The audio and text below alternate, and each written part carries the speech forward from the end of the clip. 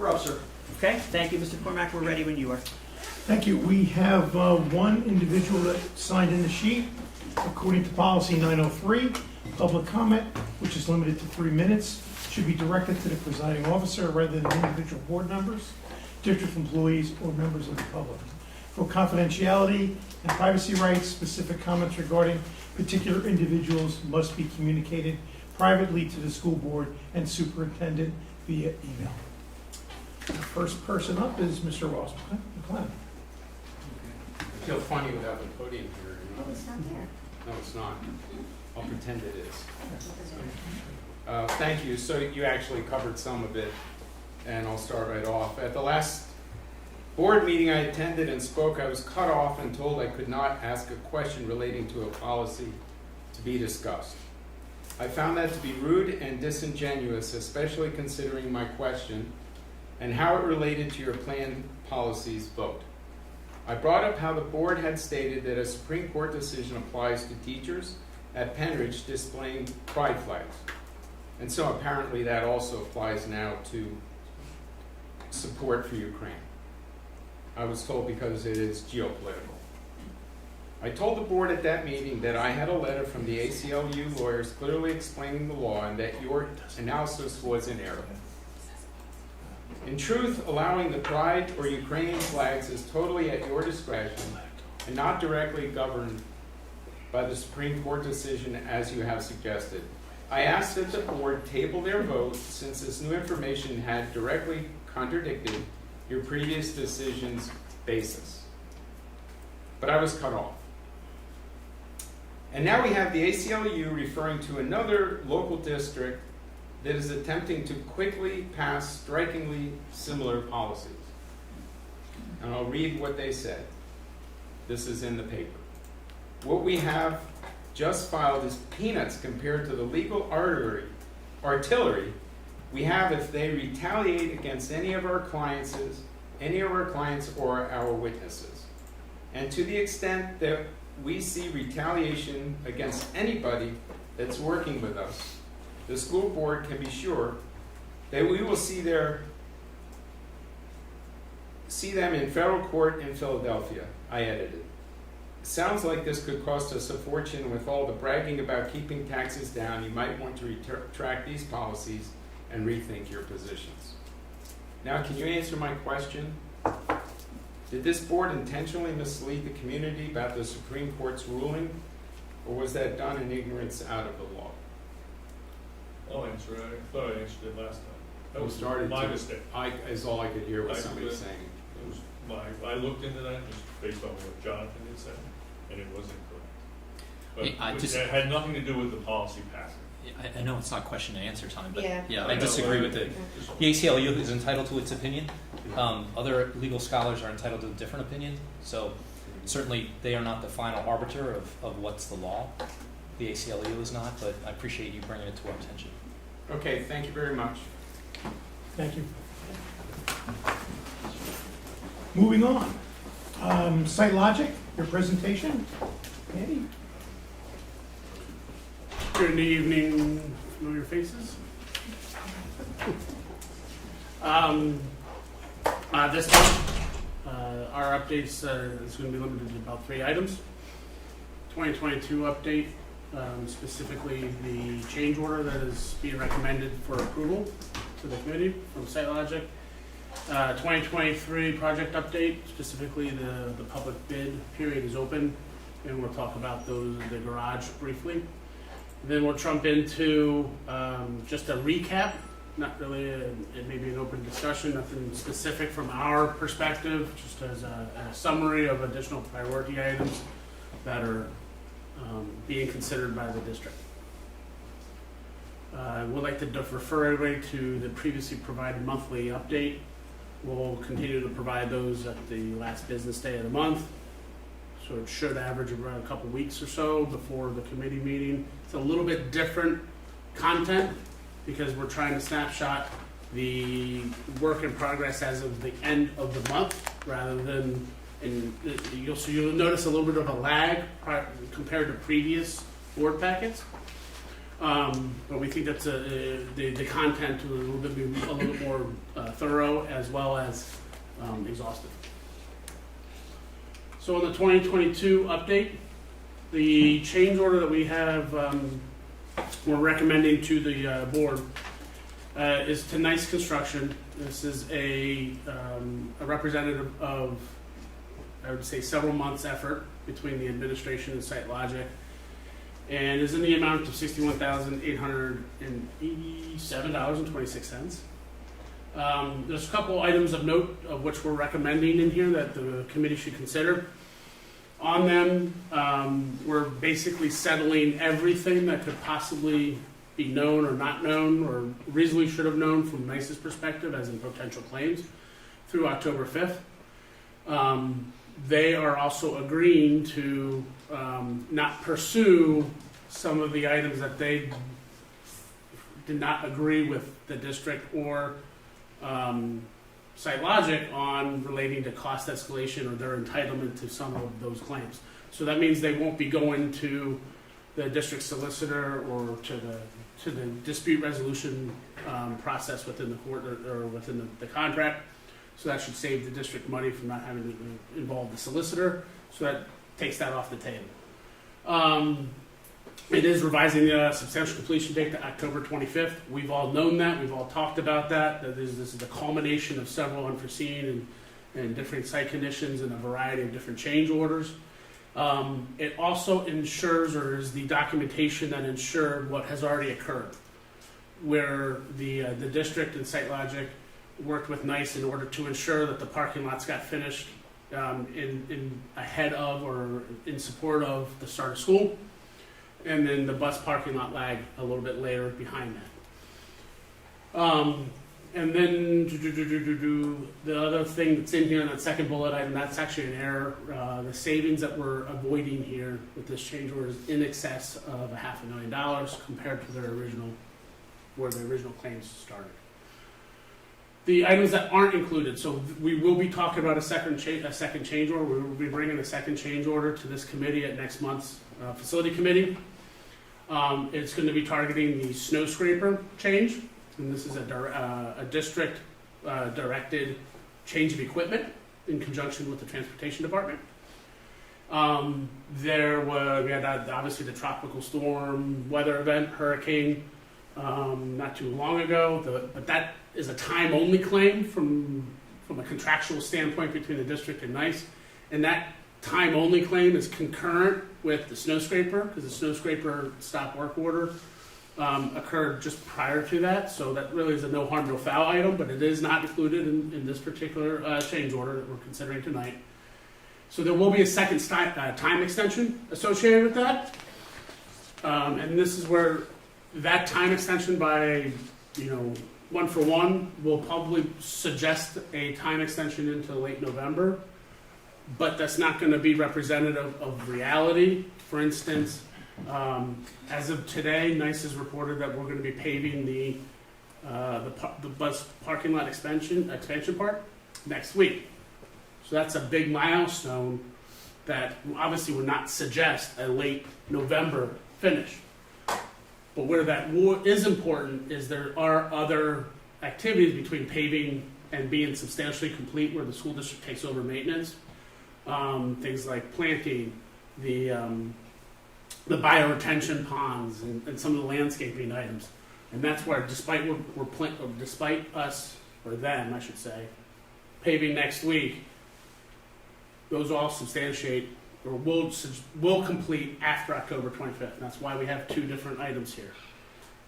Everything associated with the snow scraper will not be complete by October 25th, but by the end of November, or wherever we come with that, and that recommended revised date in November. So that's why it's some's in, some's not. October 25th is going to change, but not dramatically as to what, quote unquote, is the most important priority within the project.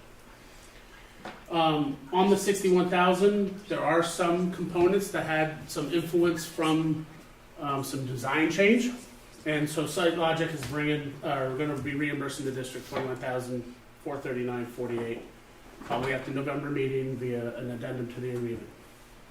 Can I ask a question though? $476,000, I saw it later in the presentation. Mm-hmm. That was for the cost of asphalt increase during the project? No, That's what it says here. it is, Escalation of material costs, asphalt price increase during project excavation. you're looking at, yeah, that's the second from the bottom. $476,000. They also had the rock excavation originally in there. So a bulk of that is the rock excavation, the cost escalation component of the 476. The rock excavation is there. Of the 476, which is really over 500, the cost escalation claims was around 100,000, 100, I think 110. I can get that exact number too. Okay, but the asphalt was 370 on that? They were gonna come after, or? The cost escalation was two components: one asphalt, Okay. and one was they were seeking for material increases. So the bid, at the bid date, they claimed they had a price X from Okay. vendor X. Well, what was the contract? Was it a fixed price, or was it? It was a something- stipulated sum, yes. It was what? Stipulated sum. So one if they sum. would've, the price would've gone down, they wouldn't have given us money back then. But now they're coming- Theoretically, yeah. So why is that even a claim? I mean, if it's in the contract, why is that part of the issue? It's what we rejected. Well, yeah. But they don't have, do they have a case? On the surface, it was a gray area for which we were ready to, and the administration concurred with, deferred it to the solicitor. At first, we don't feel that it was a valid claim, but that doesn't mean that they're just gonna go away.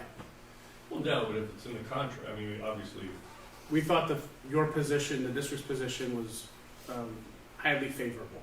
okay, but if this contract's done right, it's completely favorable. Right. If there's something in the contract that they must think allows them to have wiggle room of $300,000. It wasn't clear, they never divulged, I won't say they never divulged, we never fully understood where their reasoning was coming from. We Okay. thought it was pretty black and white. I said, we Yeah. thought it was pretty black and white. The administration thought it was pretty black and white, but that wasn't going to stop them in So it's theory. not that, we're not saving that much money. I mean, 61 is.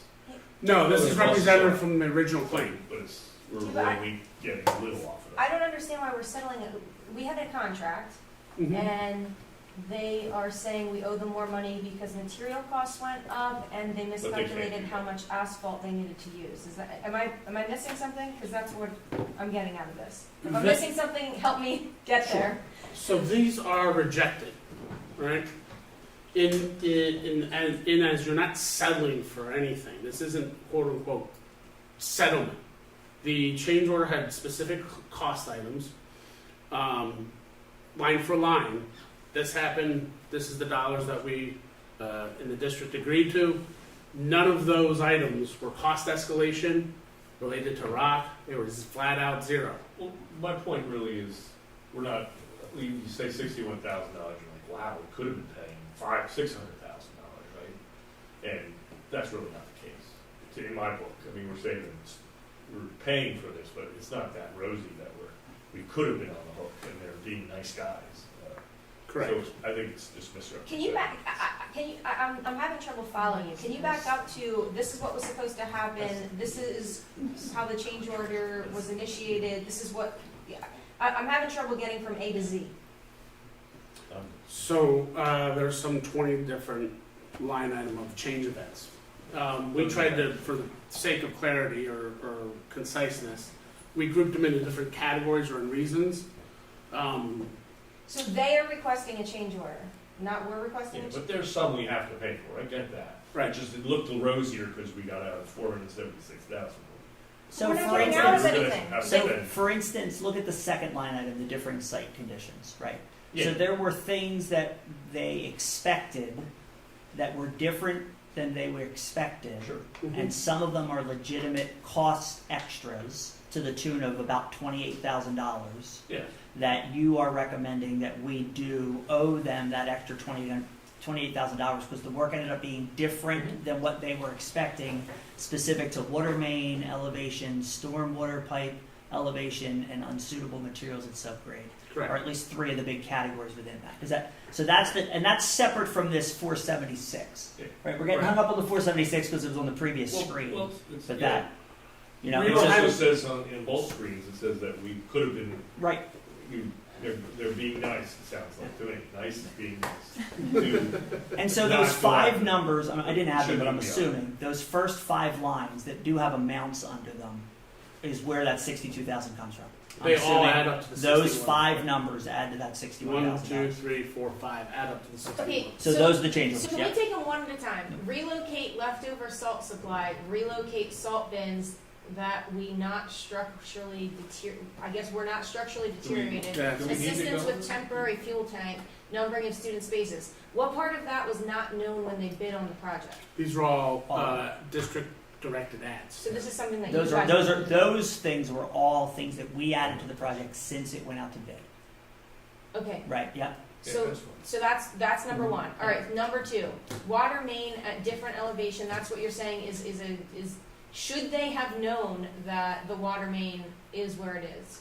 No, that's where the plans indicated, and a lot of times these are plans provided by the district that says the existing water main is at 3 feet below or 4 feet below, and it's really, and so they design around it. So we're going to put our pipe, the new pipe, 5 feet below, or vice versa. I'm It's a shooting from the hip on the It's a example. drop in the And then they end up, depth of they dig the hole, and it's like, oh wait, they're gonna. So stack Sean, each is other. that your understanding that our plans that we gave them were different from what they encountered? I don't, I'd have to defer to Kelly for that. Yeah, so we supplied Site Logic all the existing drawings that we've had from previous construction. And K&W took that, Site Logic took it, and they based all their designs off of those existing drawings, plus did some site work themselves. With something buried, they couldn't tell the depth, so I would have to say, agree that this is legitimate. So it's not exclusively from the district provided plans, it's a culmination of just engineering homework. Okay, so That's number normal. 3, That's normal. added That is- filter fabric barrier between soil and drainage stone behind retaining wall. Adding drainage system under pavement in select areas. Did the district ask for that? So this category is similar to this first condition, it's different site conditions, it's groundwater found in the one instance. And what makes this differentiate from this one is it took an opportunity to take what the design was for and produce a better design or a better value back to the district. So in this case, for instance, there's a couple different here, but highlighting the one relating to the drainage system, that is going to take, it's adding more drainage and it's going to prevent what has the potential of being very soft ground underneath all the stone and all the asphalt where you're running the buses over, to make that stronger. That even when it's super saturated land over time, that it's likely that going to fail because of the different site conditions. So this is a value add, just like the earlier one's a different site condition, and it's just like, all right, just move it here or there, you're not getting a value. This one, you're getting a value add, you're getting a betterment. So Kelly, is that something that should have been planned for beforehand, or do you think that that is something that you agree is after they probably encountered after the fact? So it's a gray area, but I can say an opportunity presented that the contractor found this condition that wasn't expected and said, we can do it the way that's on the plan, but you'll have more value and longevity if they do this additional work. So we gave it to K&W to say, is this a legitimate statement? And they said yes, so that's why we agreed with, we want this to last as long as it can, and it would add value at this point to do it. But shouldn't they have known that there was a water issue in that area before the plan? That was the tough one. So this was a wooded area, and it would be hard to know. Could they? Should they? It's a gray area. It appears that it was hard to know that at the time when they bid on it because it was an overgrown wooded area where this is constructed. But once they got into it, and they said to us, we could do it the way it's on the drawing, but you'll get better value and longevity if you do this addition. You So wanted the a better cost- final product. The cost that's there, do you think, had it been bid out to begin with, that that's a fair price for the additional work that's being done? I believe so. Almost all these costs are based on unit costs that the contractor had to put in their bid package, so it's just a multiplier. How much filter fabric, how much labor, all those things would have gone into, it would have been that much more if they would have known it at the time of bidding. Okay. If I may add, the 16,000 is represented, essentially, there's two different items in that particular one. Right here. Right here? Hi, we're the student council representatives. I'm sorry, we got the wrong time from our, Oh, that's like, cool. person. Yes. Thank you. It's So- not specifically 16,000, 9 to 10 for just that item. We tried to group a couple, because there's so many of them. Rather than go with line item on 20 or 30 different line items, we try to group some. Want to be clear, it's not 16,000 just for the underpavement drainage system. Okay, so next one, retaining wall, ramp, and sidewalk grade changes, less steep, changing one location where the curb, new fencing, and grade meet. Right, so this is actually, again, two different change events. Again, stacking on where we have a different site condition, then we get a system betterment. You have those two type of conditions with a third component being design error. And so they all kind of made contributed to this, and that's where it was driving a lot of the reimbursement that I mentioned earlier from SiteLogic, in that we're contributing to this because of contributing the Design error on, That's where the bottom line comes the in. bottom line comes in. right, so design error on, from SiteLogic or design error from NICE?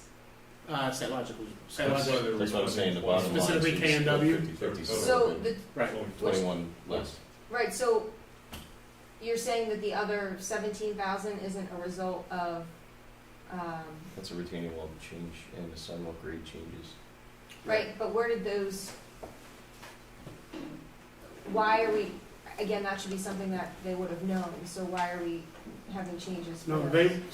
they wouldn't know. So when they come out, the theory about differing site conditions is that we have a set of plans. The district has a set of plans as part of the contract.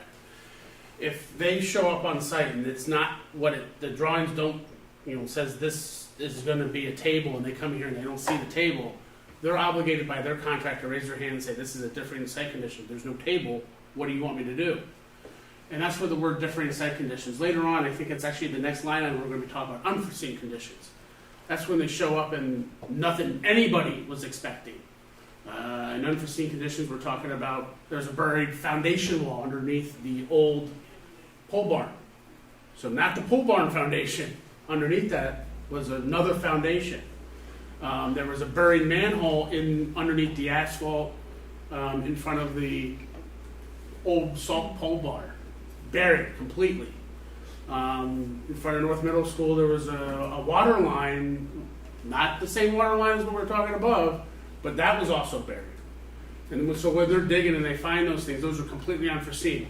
The design team didn't see them coming, the district didn't see it coming, the contractor didn't see it coming. It was nothing on the thing. That's why we call that an unforeseen condition versus a different site condition going. We knew something was there. The assumption or the information that was presented to the contractor is different. And that's why you get different site condition. And that's why we were stacking those as a category. Again, they come up multiple, and we get into unforeseen. That's when that was completely unexpected, and that's where you see that group. Again, this is the sum of multiple unforeseen conditions, multiple change events, not just one singular one. And then when you get down, this was just disputed contractor claims. Just because we told them no, doesn't mean that they would actually go away and accept no. Well, Fair criticism, it's not It's quite like $500,000, but they were Look, sticking to the in 100 or interest so. of- In the interest of moving along, Thank you. these are individual ones. I trust you guys. I trust the contractors that these are valid costs. I thought just throwing in the 460 to make it look like we were getting hit with and saving money was disingenuous. So, but I don't care about that. This happens when you sign a contract and you do stuff, especially outside. You run into all sorts of stuff. So those make sense to me. It's just the other thing. That was fair criticism. But that's good enough. The intent was that, I believe in this very room 2 months ago, 2 or 3 months in August, we were talking about rock. Yeah, And it the was a rock very part, large yeah. number that everybody's eyes got very wide, and this is to bring closure to, it was intended to bring closure to that. so Kelly, do you, is this your recommendation, everything on here? You agree with everything that's on here? Yeah, we spent quite a bit of time coming to this. And the simple answer, yes, I think all these are valid and justified. There's been some give and take and some things taken off the table, so I think what we see is fair. I'm good. And the $21,000 number is coming back to us. Correct. And that's 40. because of money that was not spent, that was in the contract. It's a 50/50 split. No, the 52 was the money that was in NICE's contract, Got it. so that got to the 61. Mhm. So if you, the sum of these is actually a little bit larger. Then the 52 gets you down to 61. From the 61, there's another 21 that's Site Logic for our contributions on the design error side. So really, you're netting around 40. Okay. So what was the overall cost of that whole contract then? 61 plus 52. No, the whole, the initial, what did we pay for that? What I think it was percent? 1,893,000 was the original And it contract. was 100,000 extra. Right. Minus the other things. Right. Okay, just curious. But keep in mind that I believe in August we brought back the 21,000 of unused owner allowances from Barker and Barker's prime contract with the district for the Bedminster paving and South Middle School sidewalks. So that already came back, and then you got the 52 here, so that's roughly 75,000, just to round up. Who wouldn't want to round up some good news? Of stuff that was committed to in the original contract that was returned back to the district. Don't go spend the money quite yet, because again, we're probably looking at an ad change order as a result of the snow scraper next month. Alright.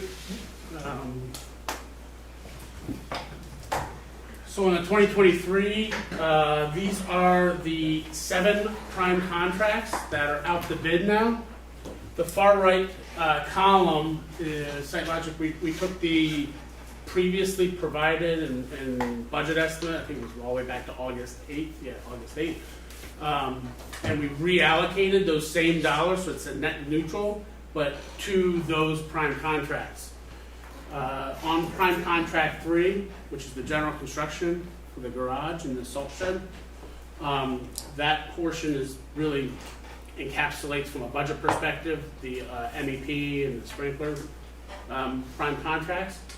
But when we come in next month with the bid results, we'll just add a column right here, and we'll be able to do a line by line from a budget comparison and present the bids, the apparent little better, I should say. But again, same numbers everybody has seen before multiple times at this point. The same numbers that are in the back of the monthly packet in the financial references section.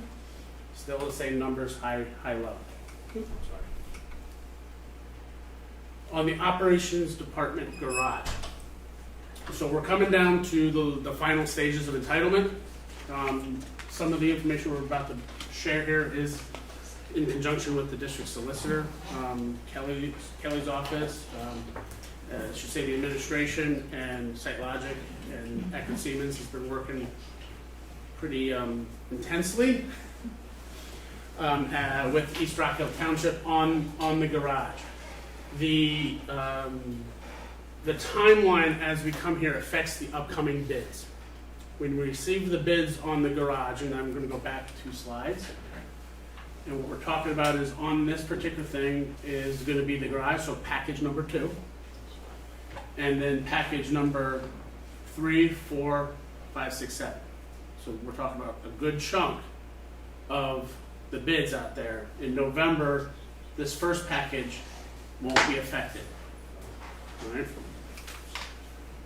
When we come back in November, we'll have gone and received the public bid opening. Right now, that's scheduled for October 21st at 1 p.m. That most likely will change. It's pretty natural and normal for that to change. But the one thing we do want to highlight is that the district and the design team was able to get approval from NPDS and the joint permit process in 5.5 months. Usually that takes 6 to 8. So that was pretty awesome, considering all the other things that were tied to. At one point, it had a salt shed attached to it.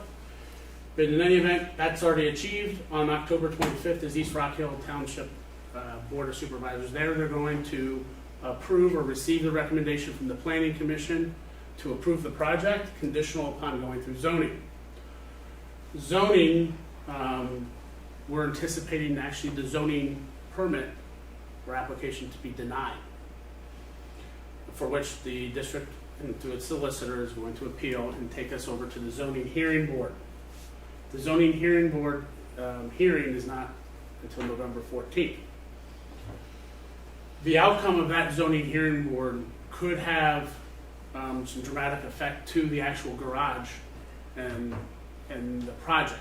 And that's why at November 7th's facility committee meeting, when we have the bids received, it's going to be our recommendation, in all likelihood, to recommend to accept and receive and accept and approve that package number 1, which is the site work for everything but the garage.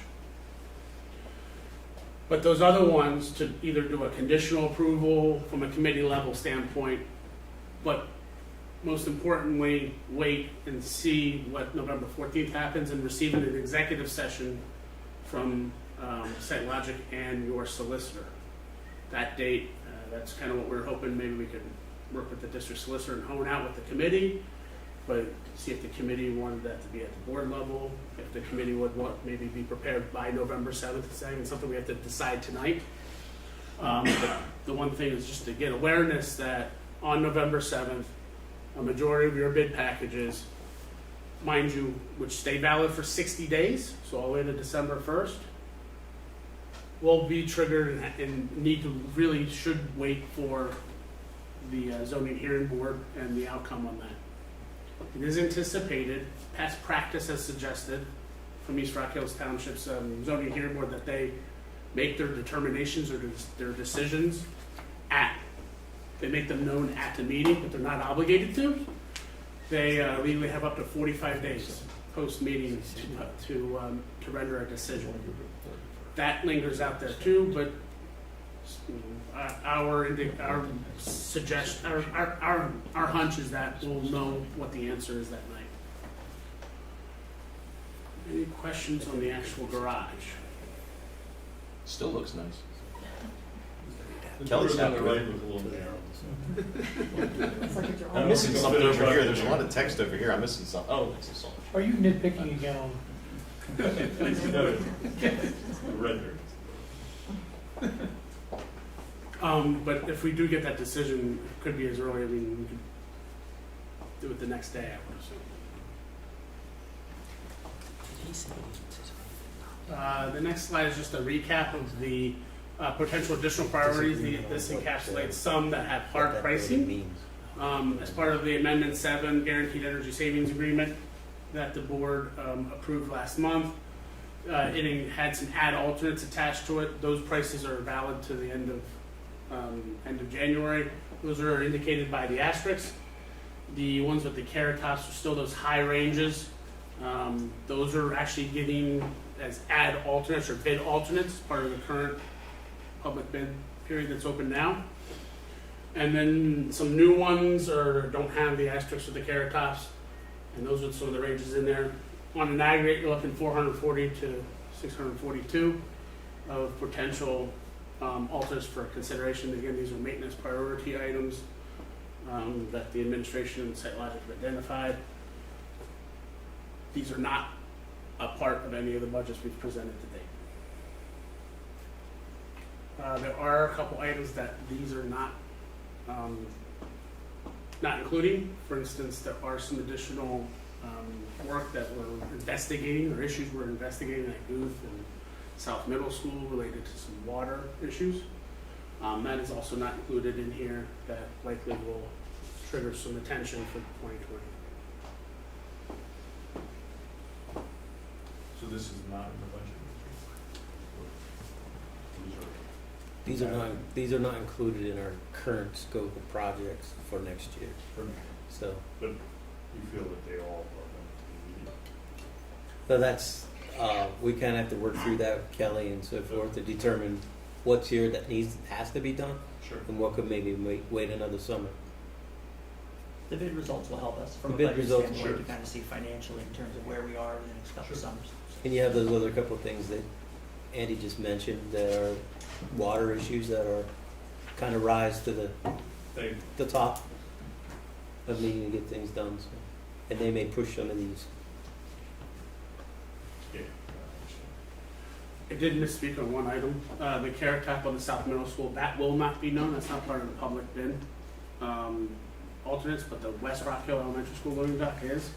So that won't have a hard number for November, but so at that point, we should have everything kind of known from a hard number as you guys evaluate, you know, should we defer, wait, or do, so forth. Any questions?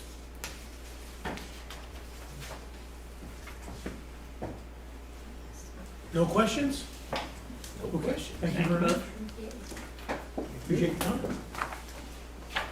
Well, that was easy. Push the feet right back. Oh, closing the. Yeah. Ugh. I don't have 3 days. Okay, let's go. All right, next item on the agenda is Bedminster Elementary School are asking for the approval of the board to put a Gaga pit in. The pit's being paid for by the parent-teacher organization at Bedminster. And we also have Thank you. installation, which is being donated to the school district, and we have that information. Installation's about $5,500. I'm sorry, no, the Gaga pit's about $5,500. And like I said, installation is also being donated. And these have we've had a number of these over the last half dozen or so years, being donated by the parent-teacher organization at elementary school. The installation is donated by the group there at the school also, and Mr. Harper does oversee these and approves them and make sure everything is in order and the place is approved, the location is approved and everything. So, any questions on that? No liability issues. We've done it before, so it's okay. So, Probably every elementary school except for Bedminster has one of these, There's no reason not to. so I guess they were jealous and needed to get one. That's good. It's for everybody. as soon as anything donated, as soon as we take ownership of it, it becomes part of the district. It becomes covered by all of our insurance programs, Well, just like any other piece of equipment on the playground, where it's fully covered. well, since everybody else has really. Right. Devices and stuff.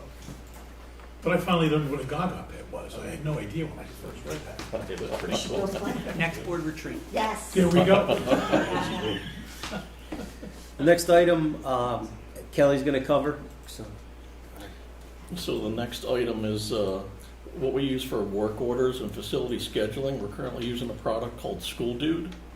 And all the buildings, they submit work orders. We do our preventive maintenance for all of our mechanical equipment. And also our facility renting is all through School Dude. Over the years, School Dude's price has gone up and up. And so we started looking at alternate vendors. And FMX is the product that we've looked into. A lot of other school districts have switched to it and had positive reviews. I was really waiting for some other people to step into it, find out how the process went, were they happy with it? And even schools after a year later, they're still happy with the product. They think it's better than School Dude, more flexible. It saves us a significant amount of money. School Dude, what we're currently using today is basically an older product. They want us to upgrade to their new version, and that would cost us about $8,000 more a year. So we definitely wanted to find out what are the options, how can we save money and still have the same services. So FMX is what we're recommending to the board for moving forward in our software for facilities, work orders, preventive maintenance, and facility schedule. Any questions? Sounds like a win-win. It is. They're actually giving us part of the year for free while they implement it. Their current contract's in effect until June 30th. So they're gonna implement FMX, migrate all of our information over. We'll get to use it, get used to it before we end up going live with it through the school district. So it should be a good process. Any other questions? Okay. Let's move on to obsolete items. Okay, next we have obsolete. We have Guth Elementary School, a number of textbooks there that are no longer used, and we will donate those. Diabler Elementary School, library books, 2 different lots of library books. They're being weeded out. They will go on to public surplus. At Central Middle School, we have a number of different items. Central Middle School, yes, Central, sorry.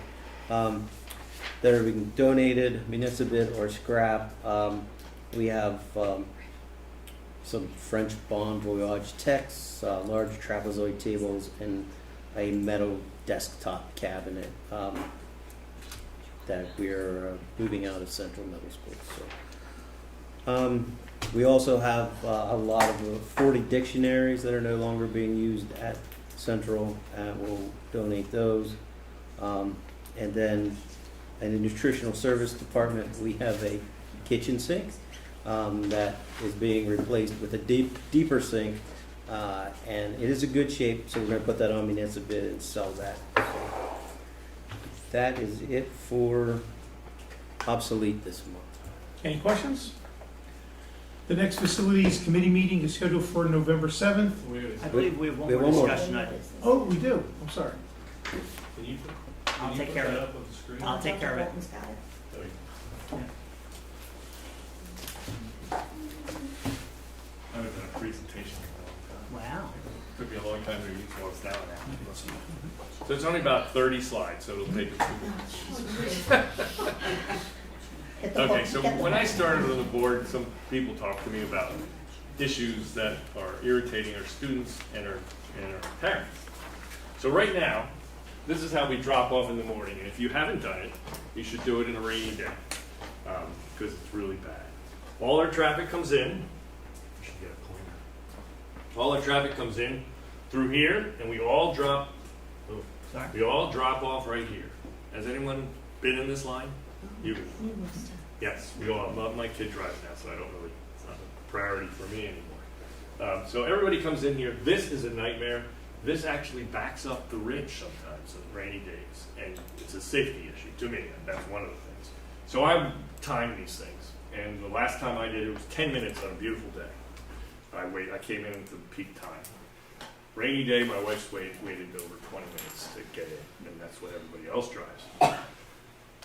So it causes, I think, a lot of anxiety in parents and a lot of anxiety in kids because they're afraid to be late, right? And they're having to leave earlier, so that's what we're doing. So we have one entire. So I came up with one idea, and it hasn't really gone anywhere, so I figured I'd throw it out to everybody to see if this is something. And there's other options out there. The next, my solution idea. So we changed some things here. So we're putting in this parking lot next year, I believe. Is that correct? We haven't decided on that yet. We haven't That's decided. tabled. Okay. Well, forget that then. So my suggestion is everybody who comes in here drops off up here in the student line. We'd have to take out a few spots, but not many. We just added 70, so we have a few extra. Make an unload here. And all the kids who usually come down through here, across here, through the sidewalk, which already has a crosswalk, so I consider it safe. All these people who drive their cars have to go down here. Add a section in here so that the people come from this way, drop off here, go out. The people come up this way, drop here, and go out. It'll cut your drop-off time in half at least, because this is always a nightmare because you're always alternating and cars are coming through. So I'm not a traffic guy, but this is my suggestion. And if we are doing this parking lot, it would be a good time to do this too. But I guess we haven't approved that yet, if we're going to do that. So that's my suggestion on that. And the other one, which I've discussed this a few times, and doesn't seem to be going anywhere. The traffic light when you leave. Did you have anybody ever time how long that sits red while the buses are waiting? It's a minute, 60 seconds. It's always like that. Now, I heard that we weren't able to get this. This is not my idea, obviously, everyone knows it. So I reached out to our rep, and she called. They went through all the different departments, and they said, it's up to us. And now I found out today that it's not. It is up to us to do a traffic study. So that was news to me. But if you watch kids, I found out that they're releasing kids early from class, so less education time, so they can beat the traffic. I didn't know that. I think that's a reason to try to push this forward and do what we need to do.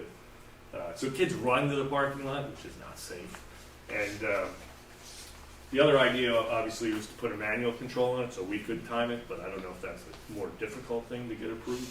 But either way, if we knock that down to like 15 seconds, and if you look on the other road, no traffic's going by. They're just empty lights. It's just sitting there. And people take 20 minutes. They're trying to get to work. It takes 20 minutes to get out of the parking lot sometimes. So, Because everybody knows better than to drive by at that time. yeah, that's true. But my point is, we're trying to make life easier for our kids, and this is something that I think we should focus on. And that's my presentation.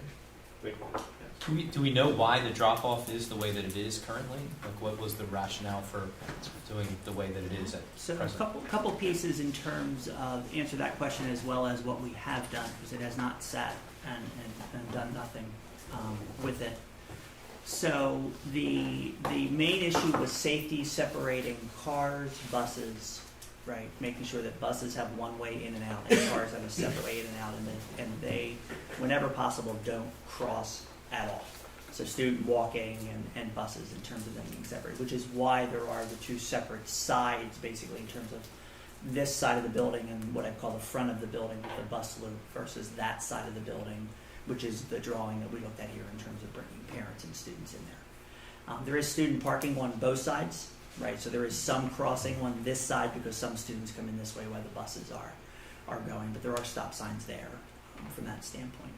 What I asked the high school to do when Mr. Wers made me aware of this was I said, go out and measure the issue. Now, they didn't measure wait times, and so I trusted in terms of the 10 to 20 minutes because I didn't have them stand in line. What they've done is they measured wait times in terms of what time is the last kid being dropped off in the morning, and then asking attendants, have kids signed in late because they've been, and claiming, I got stuck in traffic. They went out 6 days, 5 nice, 1 rainy. On 5 of the days, the last car was done at 7:12. On the 6th day, which was not the rainy day, it was 7:13. There have been no students who have signed in late to attendance due to parent drop-off. There are kids signing in late, but not blaming parent drop-off. Kids get there at 8 o'clock or whatever. The initial question when I asked them about this upper parking lot, their initial concern was student drivers, because in this parking lot, from a time standpoint, in this section, these are staff. Staff need to be here by 7 a.m., so for the most part, those cars are parked before the craziness begins, because the craziness begins right around 7 o'clock in terms of families coming in. And so there was less people trying to park their car and moving in this area than there is anyplace else. This is all student cars, which means students would be parking and dropping off at the same place. And so they do have a concern in terms of the safety and what that would look like. And so they are looking at this option as well as a couple other options of ideas, because I said to them, I said, well, fix it a different way then. Sure. If you don't like this one, give me a different fix then, right, if you have one. And so I am waiting to hear that back from them in terms of whether they're going to try this for a couple weeks and advertise it and stripe it and see what happens. Obviously, we wouldn't be able to take over spots right away. So they'd have to see. We'd have to have people out there. It'd be manpower specific for a little while in terms of controlling and making sure people understand the changes. Because anytime you change it, people are like, "What? I'm pulling in where?" And looping around and those types of things. There is space back by the pool, which is that bottom one. Then you have cars crossing. So they're talking about that. They're talking about whether you could increase the front. The front, which is the flagpole entrance right here, in terms of those pieces. So we're waiting on that piece. What we found out in terms of the dismissal, what we've asked for is the left turn arrow from 5th Street onto Campus Drive to be 45 seconds long instead of 30 during the morning commute, which will allow the parents and the buses to be able to get in better off of 5th Street into Campus Drive until 8 o'clock when the middle school is finished. We've also asked for the light allowing traffic in the afternoon to be 45 seconds instead of 30 in terms of how long it allows cars out. It currently allows cars out for 30. I didn't time it the other direction. It was getting buses and cars out of this intersection, asking that to go to 45 seconds. One thing that we have learned in this process is the light at Blooming Glen and the light here are identical, and if you change one, you must change both. And so they need to make sure they approve the change for both of them. Now for us, that's beneficial because we have 3 lines of buses. One line of bus goes out this way, one line of bus goes up Blooming Glen, so there's no light involved, and the other line of buses goes down to Blooming Glen and goes right. And so it goes across on Fifth. And so for that light to be longer, it would still be a good thing for us because we have buses trying to make a right turn there from that standpoint. We've also asked, as Mr. Wurz said, for us to be able to control the light on Campus Drive on 5th Street from 2 to 2:45 every day. That would allow us to allow students out. The buses leave at 2:25. Kids are dismissed at 2:15. The buses leave at 2:25. That does give 10 minutes for the students who park here to get out of here. If we could control the light, we feel like we could get them all out before 2:25. And then at 2:25, we could allow the buses out at one time and then just let the lights go back to normal and the cars go. There is less traffic on 5th Street because most people do know to not be in the high school area between 2 and 2:30. If they make the in the mistake of afternoon. coming there Right, once, they never right. go to You the learn it, right. Yeah, And so for the most part, it would not be a 5th Street dilemma. We were originally told that it was PennDOT. We then were sent back to the township. The township has now said to us, they responded on Friday and said, well, our initial thought, which means they haven't made a determination, when they responded on Friday, our initial thought is that to be able to do this, you would need to do the traffic study to see whether it would be approved. So it's not like a traffic study gets it done, but they pushed it back. Mr. Harper has gone back to them and said, well, what if we don't do a traffic study? You know, what is possible in terms of that? They also then referenced that we would have to go back to PennDOT. So they again mentioned PennDOT to us. So this whole, it's up to us. They mentioned PennDOT back to us because they said, well, remember, you're now talking about possibly doing another parking area. And if you do another parking area, you're going to need another traffic study. So we're trying to push back on, could we do it without a traffic study and see if it helps? Because if we then decide that we want to do it and we need a traffic study, the question is, do we do a traffic study now? Or do we wait till we make the determination about this lot? Because if we decide to do some of this lot or all of this lot, we'd have to do 2 traffic studies, right? Because we'd have to do one now for this and then one future going forward. So we're waiting for them to respond. Mr. Harper spoke to them yesterday or today, I don't know which one it was, about kind of saying, hey, what could we do in terms of changing the timing and giving us control and those types of things. And so we're waiting to hear back from them in terms of that piece. A thought? Go for the planning module for this timing of the lights and so forth with the township and make it contingent upon the additional parking spaces as part of an addition to your traffic study. So in other words, you get approval with the conditional approval based on the additional information on that traffic study. The board hasn't made a decision about that parking lot though. So to get contingent approval, we have not made the decision as to whether we're moving forward with that project. Could we look at it from the possibility of expanding that lot due to student growth, and we want to put that as part of our plan? We could. The question would be, are we allocating the money towards it? That it didn't have anything to do with whether we'd be able to utilize that spot. The question is, are we prioritizing? I think it was like $1.8 million for that extra lot that was called Lot 2 in the original drawings. And so we had put that on hold since the prices. We used to do this all the time with townships looking at industrial buildings. Mm-hmm. So a company comes in and builds 100,000 square feet. They know in their 5 to 10 year plan, they want another 100,000 square foot building. So you go in with a 200,000 square foot plan approval, only knowing that you're only gonna build 100,000 square feet up front, and you've got a time frame to actually complete the project. Reason is, township supervisors change. Mm-hmm. When township supervisors change, some of the unconditional agreements evaporate. And in this particular case, the company was really thankful because 5 years later, they expanded 100,000 square feet and they were able to roll it right through the process. Thinking on the same lines, if you could do that with the township and say, you know, we got this expansion, but we're not sure whether we can afford it or not. But we think we would like to have it part as an addendum to our traffic study. It might work. It might give you that extra push. I think you send them a copy of the video of what's going on, and I think that would convince them that we need to do something besides without a study. That's kind of, that would be a simple study. If I don't recall incorrectly here, the original approval from the township is to build that parking lot in the back, and this parking lot here, Okay. and the parking lot over there, at transportation. We have approval of all those. But to get that approval, we had to agree to do a traffic study when they were all done. So they want the traffic study as completed Is that right? versus versus Mhm. proposed. We're on the hook for a traffic study. Whenever we say we're done, we're on the hook for a traffic study. And what they're telling us now is if we want to change this now, we have to do a traffic study. And then we have to do a second traffic study right. when we're done. Right. So they, Doesn't make any sense. right. Can't the experiment be the traffic study? If we, can't we say, well, this is our traffic study? You wanna try it and see if it improves? Yeah. Right. Right. Why can't the See what we make experiment worse, be what we that- make better? Yeah. What about the North Middle School driveway? I mean, some kids' parking spots are all the way out there, so, you know, they have to park and walk to here.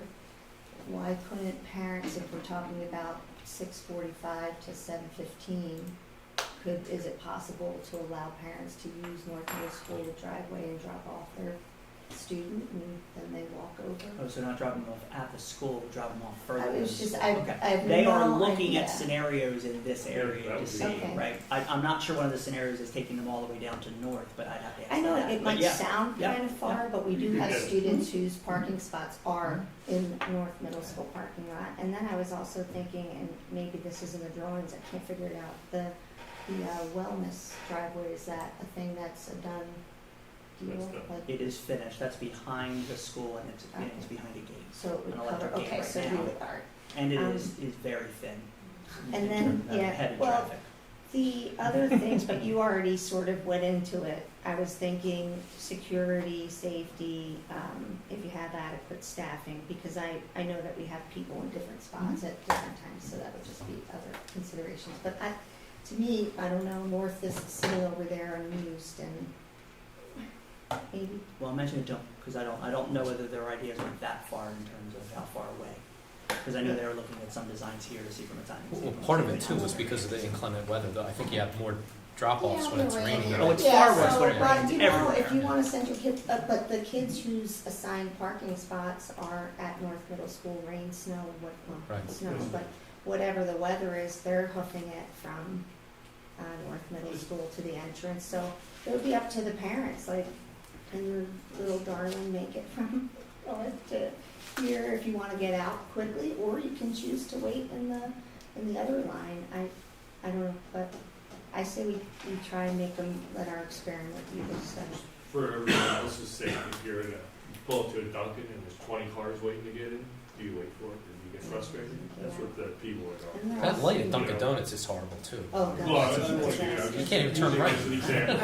Okay, Let's change the whole thing. I do not ever have to drop off or pick up ever again. okay, we can't solve Dunkin' Donuts issues.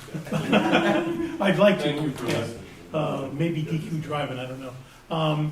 But we do have a situation with this parking issue. Do we want to explore it a little bit more? Do we want to, what's the, I think we're gonna wait until we hear back from the township in hopes that we get a positive response in terms of which is the kind of let's Yeah, try it and let's see what try it. changes and see if they'll give us that.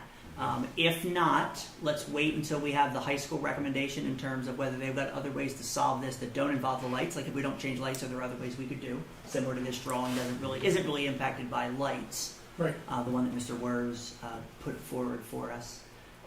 If then we need to make the determination of a traffic study, we'll bring that back to this group and say, do you want to potentially do 2 traffic studies, or do we want to declare this campus done and do 1 and then? If you do, bring us the ballpark price.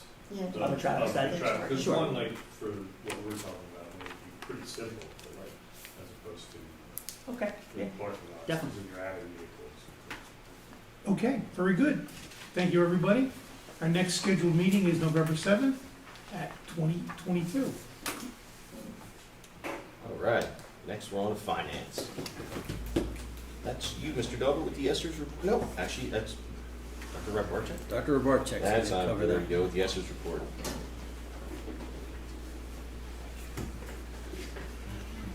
Sorry, Sean, I was gonna make you work a little bit Sean, sooner do than. you provide it to Chester? Yeah, I'll do it. It's on me. I'll do it. never mind.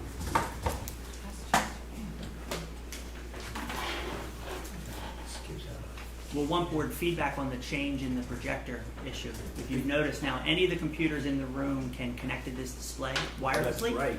So if at one point a board member wanted to show us something, we will teach you how to connect to the display. We've also changed, the TV is gone, so that whole don't touch the board is no longer something we need to say anymore. You can touch the board all you want, you just might get dirty fingers. And we made it as large as we could in hopes that the audience as well as the live stream can see projection presentations a little clearer. So we'll want your feedback as we live this. It is a different setup for us than we've had. So I Okay? don't have to sit as close as what you're saying. You can, you just have to. All right? So thank you for allowing me to present tonight. I did want to bring forward an update to the American Rescue Plan. This is the learning loss component that we've been working with those funds. Is the last ESSER's grant called the American Rescue Plan. And we have, based on the assessment of our needs and the learning loss and where we're identifying where we would benefit most from helping students out, is what you're being presented with tonight in regards to additional items. The first item is Freckle Reading Language Arts licenses. We have the math Freckle licenses. We've been using that for the last 3 years now under Mr. Vogel's guidance, and this is the Reading Language Arts component of it. So what it is, it's a blended learning web-based program that automatically builds paths, learning paths for the students based on their assessment on the STAR. The STAR is something we've been giving for 3 years now as well with the math. We started last year with the Reading Language Arts component. And what's nice about it is students can use it as part of that enrichment and intervention time frame during the school day. And as you had heard in the past, most of the elementary schools at this point are utilizing a power hour type of approach during their EI time. So they have all hands on deck. It's the speech teacher, it's the reading specialist, it's the IST, it's the school psychologist, it's the specialists who don't have a special assigned at that time, are all working with students to help remediate with certain aspects of their learning path. So the Freckle RELA program would help to be an additional support to students, identifying their particular needs and then providing them with practice in those certain areas.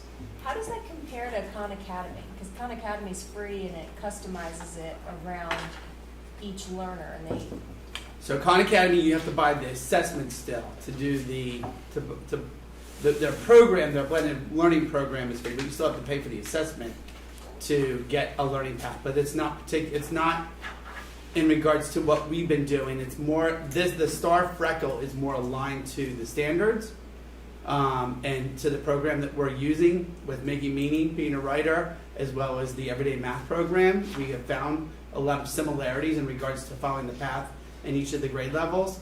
So that's why it's been an attractive piece. The other part about the Freckle and STAR component is students can be on a learning path and intervention component for 2-3 weeks or anywhere up to 6 to 8 weeks, and then it's a progress monitoring assessment within the Freckle component that will show where the student has made progress. So there's been a lot of positives in using this program on the math side of it, and that's why, again, the attractiveness of the reading side of it is something we wanted to bring forward. So I was actually comparing it to our reading program and our math program, and it's almost identical. Khan Academy really lines up almost identically to what we're doing here, and they do take the assessment, and I don't know if there's a different assessment that you're talking about, but the kids take an assessment at the beginning that it's kind of like a pretest, right? Where it assesses Right. where they are, and then it puts them in line with what their needs are based on that test, and it continues to do that throughout as they do it. So Right. Now, I'm familiar with the Khan Academy one, but the Khan Academy assessment, the one that they give you, the preview one, the free one, does not build the learning paths for each of the different areas. Like the STAR one, directly you take the assessment and it builds the direct learning path for that specific student. The Khan Academy one does a general path. It doesn't meet up to standards that student is looking at specifically to work on, and then provide remediation and intervention to them. Like they just identified the certain areas of standards within a grade level and have the student practice that, whether or not they need that additional support. The one that you have to, the one you have to They actually take the purchase. test and it customizes it to the kid who took the test.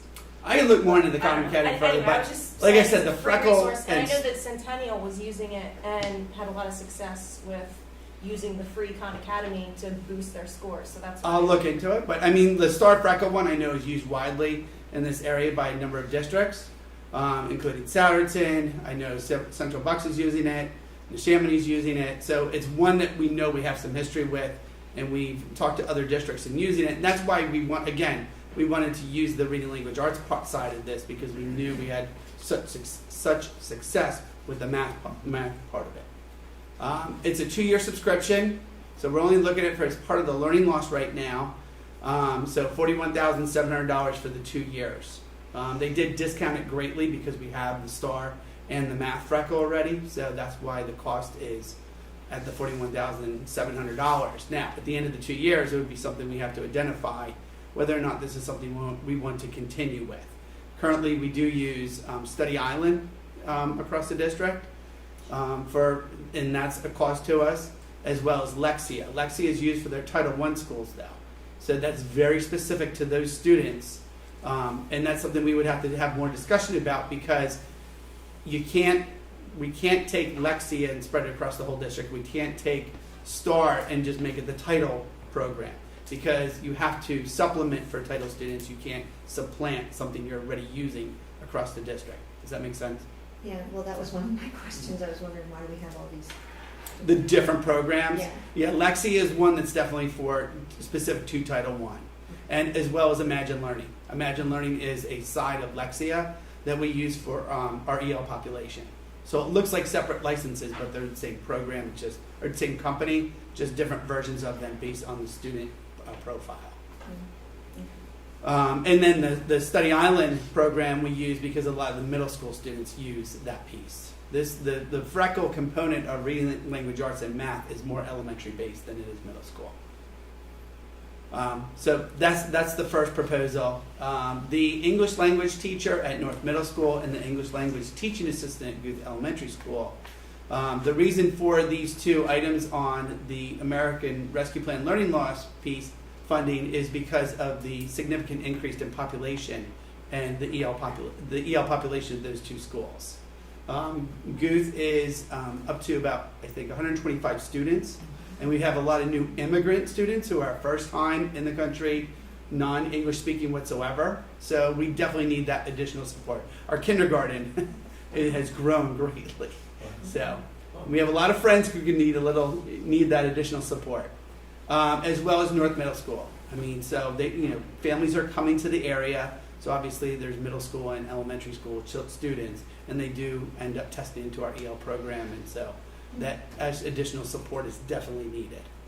And then the last piece is our special ed population at Guth has increased somewhat, so we've added additional caseloads at that school, so we're in need of an additional special ed teaching assistant, and that person would support approximately 30 students across the school based on 2 classrooms. The next slide just gives you the overall, again, we received just over $5 million in American Rescue Plan money. Just be reminded that we had to spend a minimum of 20% on learning loss. To date, we've spent almost $4 million on learning loss. So I think we've done a pretty good job of assessing our needs, getting feedback from our stakeholders, coming to you and getting information from you about what our needs are. So just about 79% of our grant allocation has been earmarked towards learning loss, which is really good. Our time frame for spending all of the funds is the following September of 2024.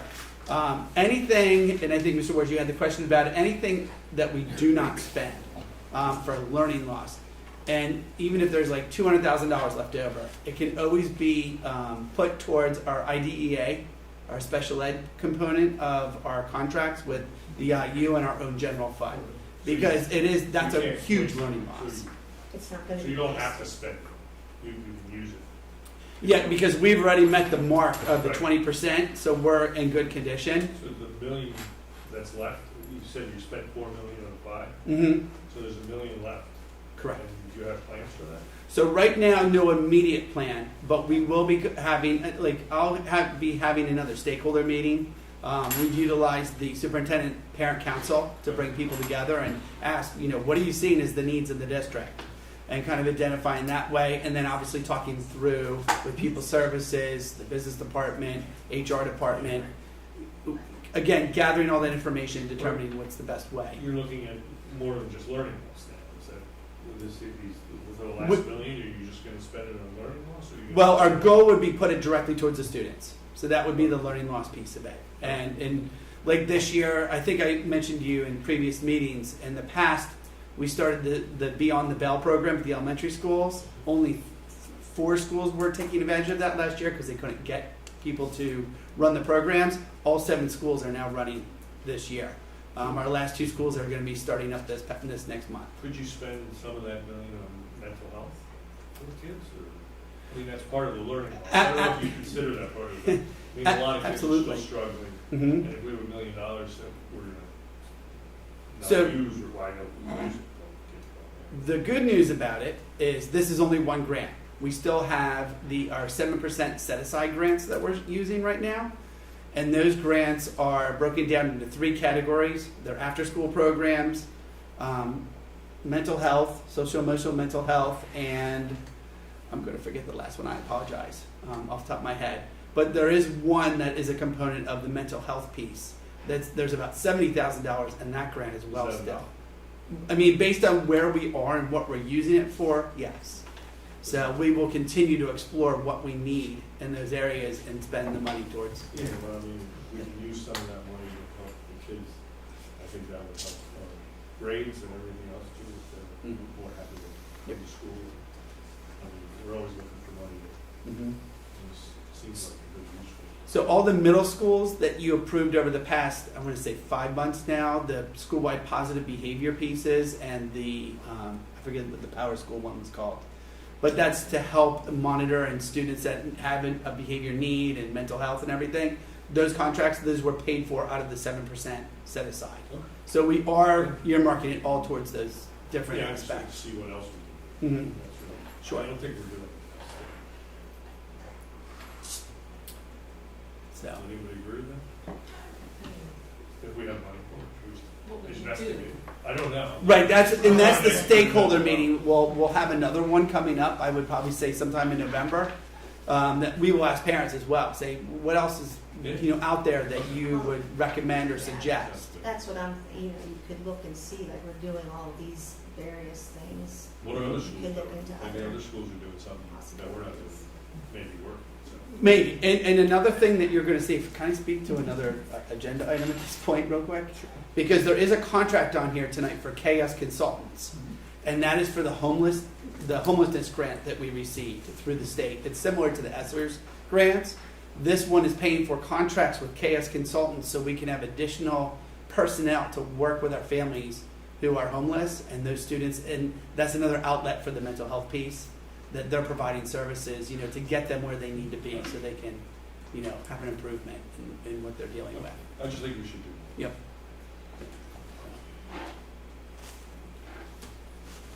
But in the meantime, Ms. Vance Cummins, I'll look into the Khan Academy further and everything. But like I said, when you have something that you've had great success with, to put the old I get it, but phrase like, into place. why spend $40,000 on something if there's a free version that that is doing just as well and other districts have seen success in?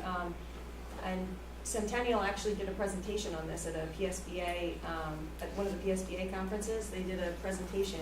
I can actually send you the blurb. I'll email it to you. Yeah, that'd be great. Great. And I can talk to Anthony Gabriel over at Centennial as well. I mean, he and I both do federal programs and work closely together in regards to sharing ideas and, what we can do for students. All right. Contracts for approval. Mr. Dahl. We have 2 tonight. The first is Valley Forge Educational Services. This is for a student that's already placed there. This is for the contract for food service for that student for the entire 22-23 school year, $1,089. And if the student does leave, it would be prorated accordingly, and we would get money returned for that. So And the second contract is the contract that Dr. Barczyk just discussed with you regarding the homeless position to help the students that are homeless. So those are the two contracts. Oh, great. The cost of that one is $37.50 per hour, and it is a 2-year contract. What is it that they, are they social workers? I'm not understanding what. It is. It's a social worker that would work with our homeless families.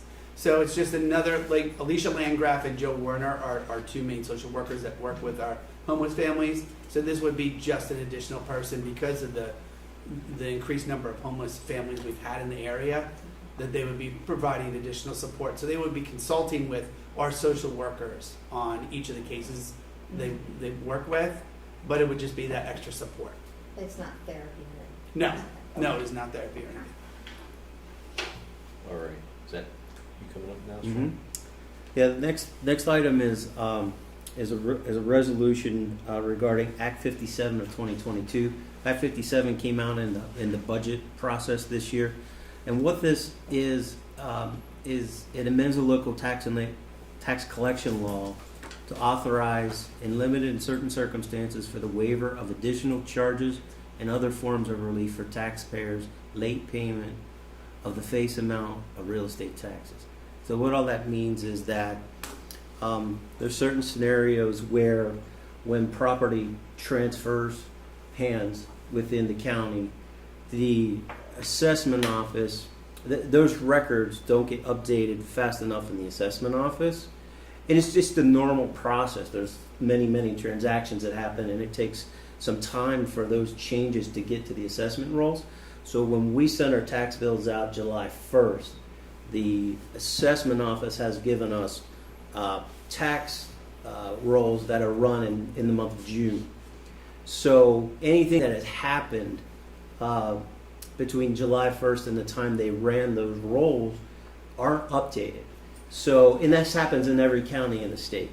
So what happens potentially is that if someone has a property transfer during that time period and the bills come out July 1st, if during that process the tax collector is notified to send it somewhere else, or if for whatever reason the tax bill doesn't make it to the new owner, it goes to the old owner, doesn't get forwarded to the new owner, so forth. So somebody's out there that doesn't have a tax bill and owes taxes.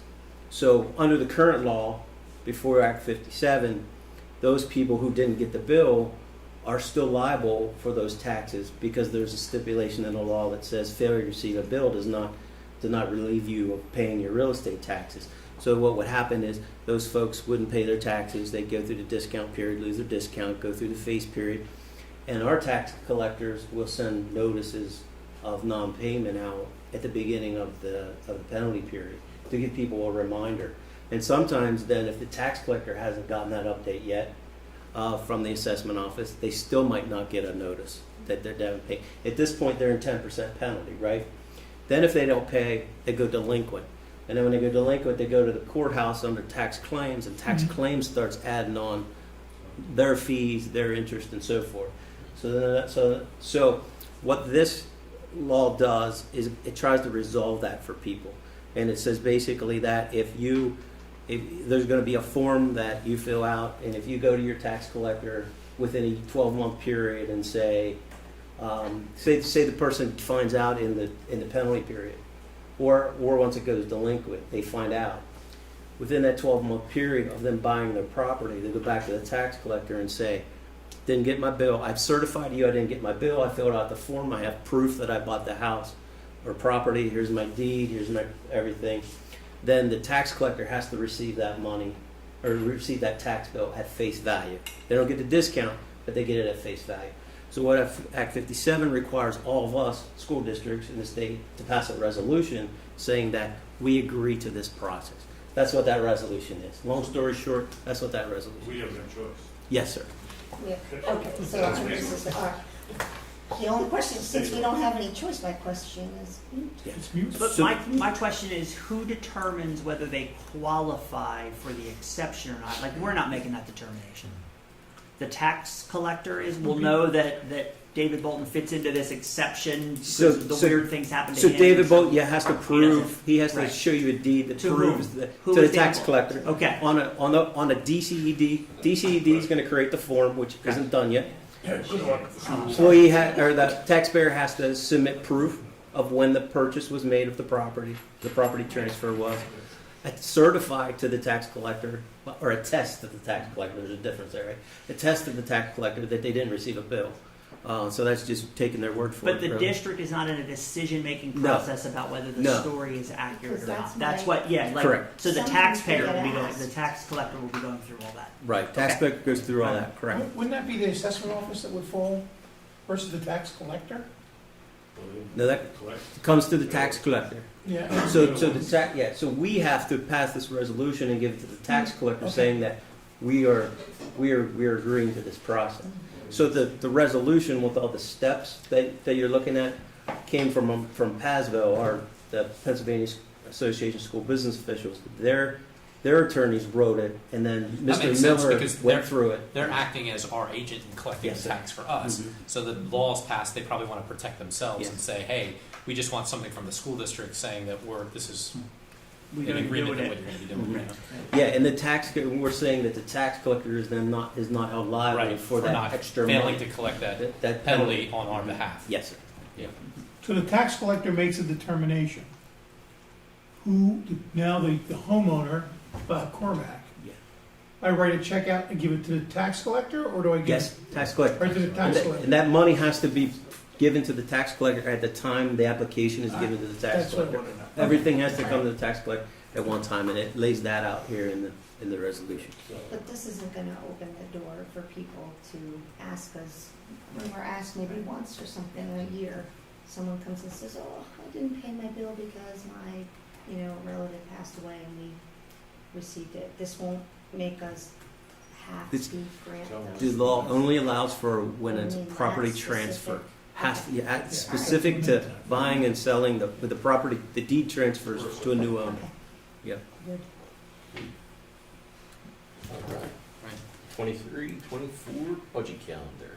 Mr. Dahl. All right. So there are actually two budget calendars for you. There is the budget timeline under the Act 1 timeline, which means that the board, or we would actually go through a budgeting process very early, and the board would have to pass a budget in February, meaning that it would be finished to you in January, which meaning that we would already be working on a budget, which means the principles will already be done. We're in the process of budgeting right now, and that's really not happening. And we haven't done that. That hasn't been our established process here at Penridge. We bypassed the Act 1 budgeting process. We're not looking for any referendum or any exceptions to increase taxes above the index. That would be the only reason why we would have to do an early budget.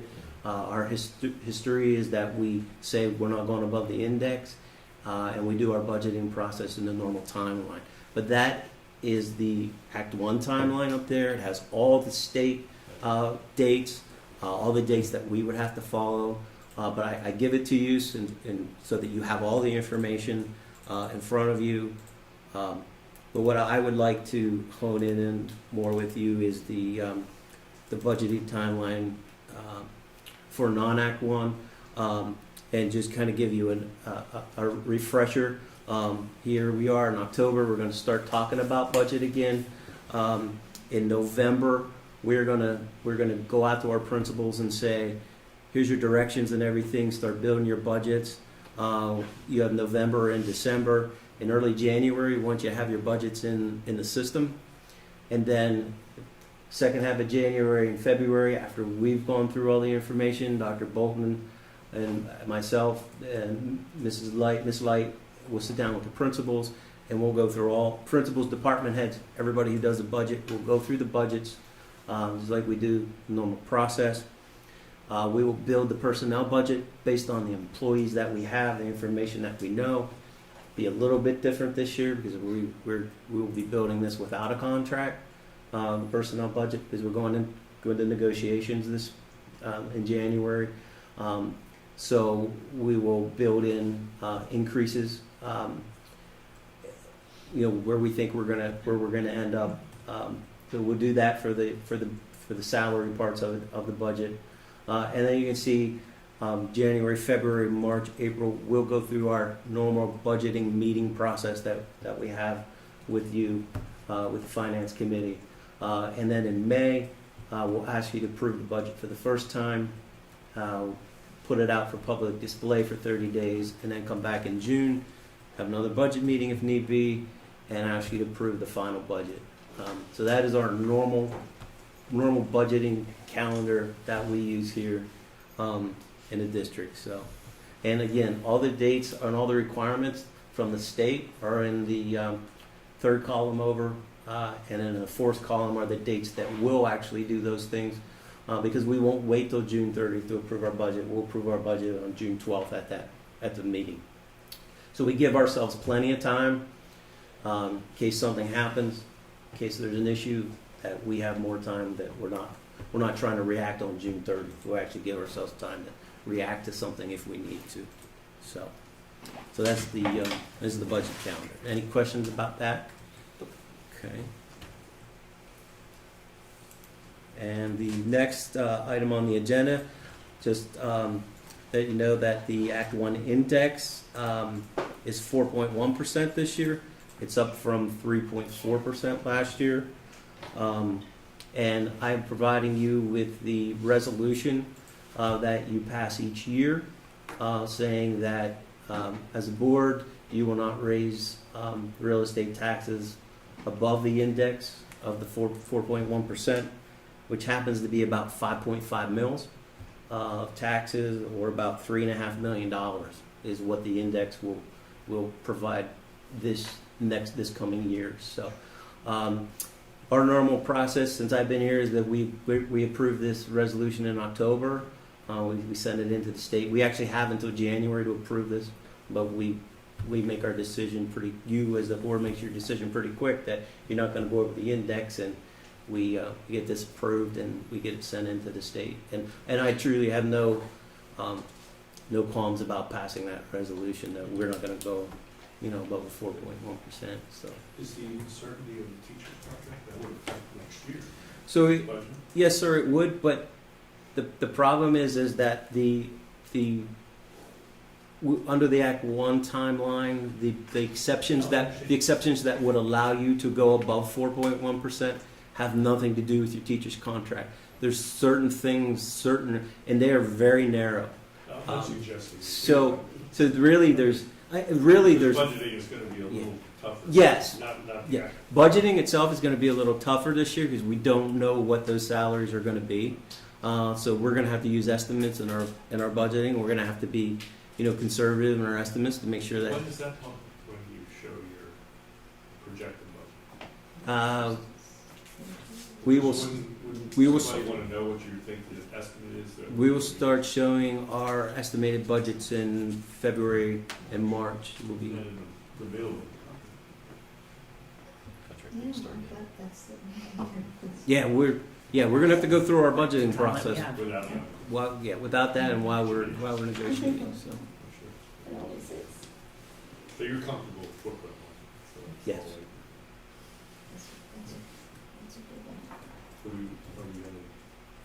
Would that be on the board meeting? Yes, sir. Yep. So, That's actually the next thing. Yep, that's the resolution right there. It's the same language each year. We just change the percentages and so forth in the years. How many years has it been now that we haven't raised taxes? Well, we're in 6 or 7. So it's pretty good, I huh? thought you would know that. 6. I know Dr. Bolton. 6. Just saying. And that should wrap up finance. The next scheduled finance committee meeting scheduled for November 7th, 2022. No public comments? The audience is? All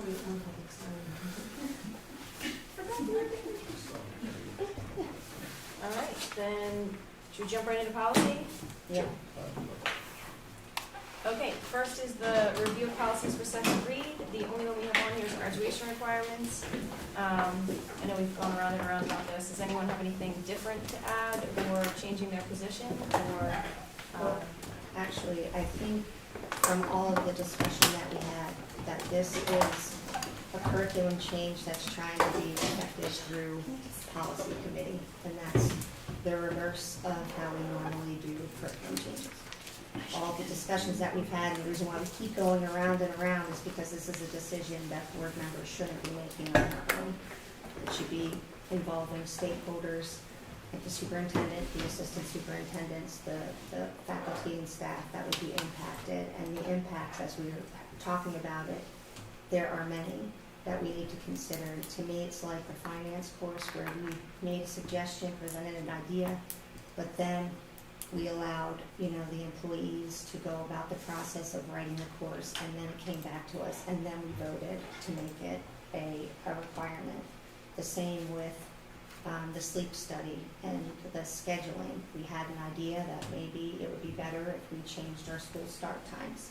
We had an idea that maybe, we didn't have the idea about the scheduling last time. That was really on the part of the administration last time was, there was this idea that maybe a different kind of scheduling would be better. So we did a long study of exploring all the different options. And I think you have half of the board saying that they want to explore other options.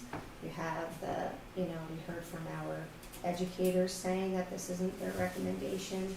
And what I think we should do is put it where it belongs in curriculum and let the process play out the way that it should, meaning that we should instruct our assistant superintendents, our faculty, the supervisors, to conduct exploration of different options. Because what we want, the big idea is choice and flexibility and making the best of these pathways that we've, implemented. That's the big idea. But we shouldn't be here making the choices about all the little ideas that go into that big idea. So we have this big idea. We want to improve choice and flexibility for students. Now we would like the employees to explore the different options, and there are many. I mean, we've heard about scholars diplomas. We know that other school districts only require 3. Some require 3, but require 4, but will allow you to substitute in something else. The point is, there's different ways of getting to where we all seem to want to be. And I think the most responsible thing to do would be to have us go through the proper process like we've done before. So I wouldn't even engage in a discussion of it tonight because we're all going to just reiterate everything that we've said. I think that we should just allow them to get started, and they can get started right away. I mean, you've already done some of the work, and I know that Ms. Vitale has looked into other school districts, how they accomplish this.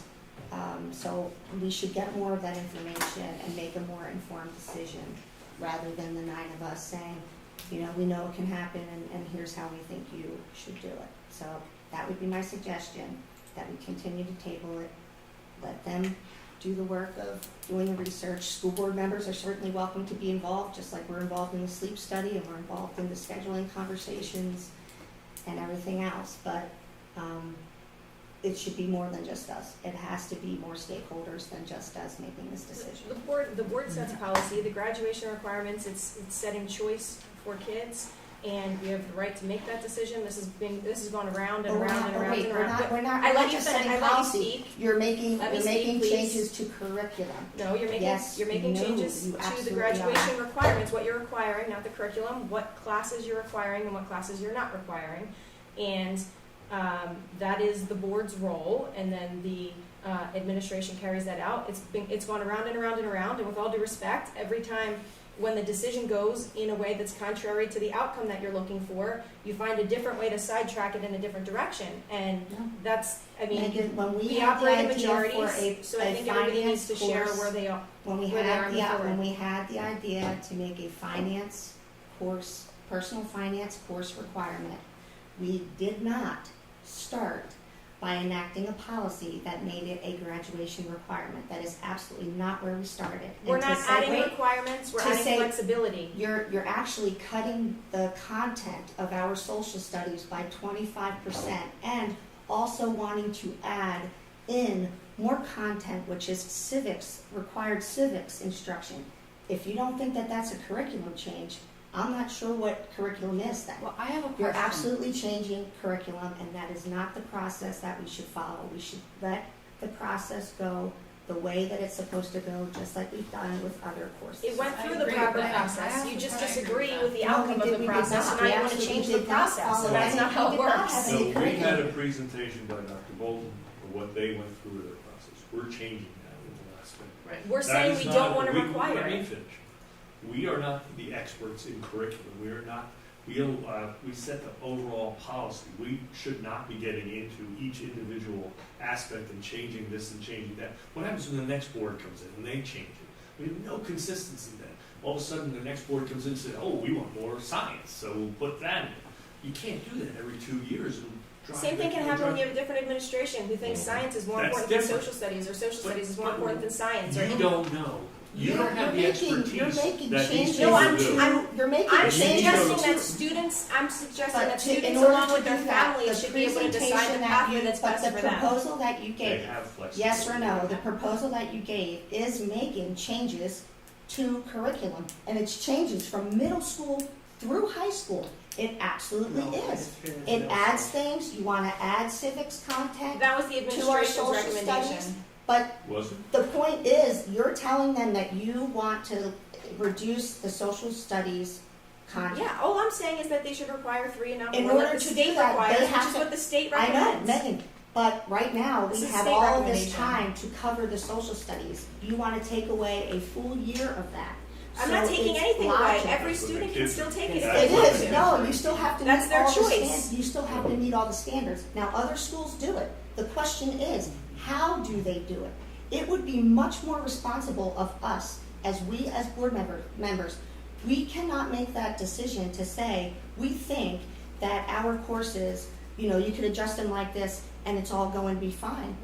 These are people that are, you know, we're overriding the choices of people that work with the students every day.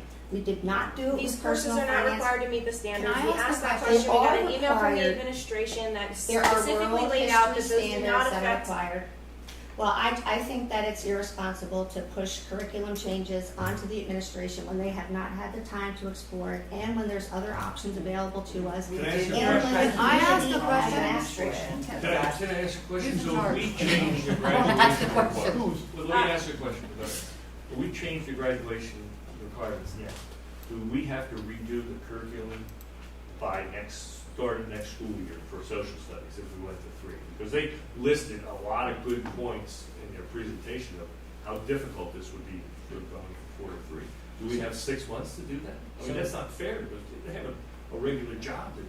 We have to decide whether there's one change or There's or 11 months to multiple September. changes that have to be made, because Just you have to remember that those ninth graders are under the current ninth grade class. They don't. And so, but where that gets impacted is if it's the current ninth graders who don't have to take, like if it's for the current ninth grade, because that's where we were, right? We were talking about the current ninth graders making For the this changes for when we were doing personal finance, because it didn't impact their ninth grade schedule, which is why we brought it, right? And so then when it went from 4 to 3, what that could impact, because we haven't done the curriculum reshuffling, is they're taking what I will now call the old ninth grade class, which has a set of standards and a set of topics, but then you're going to redo the classes. So you're going to rethink through what does 9th through 11th grade look like. The ninth grade class is obviously going to be different than the current ninth grade class. The question is, do they move anything into the new ninth grade class that the current ninth grade class didn't get? So we need to figure out a way to make sure they get it from a standard standpoint as a 1-year Band-Aid. That there could be a weird 1-year Band-Aid because these ninth graders have taken the old ninth grade class, but they're really required, if it changes from 4 to 3, to take the new ninth grade class that doesn't exist yet. By stripping Right, from a that one standard off- standpoint. by So stripping I that don't one know. off, one credit off as an option, then you're having to go back and change the curriculum in multiple different courses. Yes, the curriculum will have to be So redone we would have to across. vote on that too. So, Well, curriculum changes do come through the board, yes, of exactly course. right, yes. I know And that. these are courses that primarily, I know the 9th and 10th grade, the 8th, 9th and 10th grade ones have been redone in the last year. Right, so those were new social studies curriculums that were redone and were approved by the board. The 11th and 12th grade are very close to coming to the board. I just told them, slow down. We're not bringing So anything this for is not- recommendation until we know. So, Sorry to No. interrupt. This is not in the comprehensive plan, this issue or topic. Why would we not take a structured approach to evaluating the big picture rather than changing it right now? We bring together a committee of students to decide what their dress code is going to be. We bring together students to decide just about every aspect of everything that has nothing to do with their education. But when we're suggesting that that students should get to choose what courses they take for their future so that they can actually have a pathway, that's somehow ridiculous. And it's in line with what the state is saying. Any So students all or we're saying parents is to that it's speak to this. it's their choice. They get to choose the class. Students who want to take social studies can still take social studies. Students who don't can choose something else. You are forcing upon parents and students without getting any input from No, stakeholders. Wait a You're minute. doing the opposite. You're forcing them into No, social Megan, studies. you're We're giving them the You're option changing of the choosing. curriculum. We are changing the curriculum. Can I It's ask a a question? balance. It's a I'm balance new between here, choice. so, well, a lot of us are new. I'm being dead serious, though. It might sound like I'm being a smart aleck. If this is a topic that we shouldn't be deciding, if you're saying, why have we been discussing it since I got on the That's a board good, last that's a November? good question. Why have we been, We have done this because for- it started. Because that was Because before it went in a no, different no, direction than she wanted it to go. No. That's why. No, No, no, stop That's with the exactly personal why. attacks, Megan. It's not. You shouldn't Because It's not. it It was got literally pulled, introduced and as a graduation requirement proposal. from- But from there, it became a curriculum decision because Why the is grad, this wait, just being because brought the up now? graduation. But why is this just being brought up now? that this Because isn't we even have, something we just we've heard been Because from talking all, everything else no, didn't work. because we heard from all of our social studies teachers, we've heard from the administration all along. From the beginning, the administration has been saying, we do not recommend that we change this policy.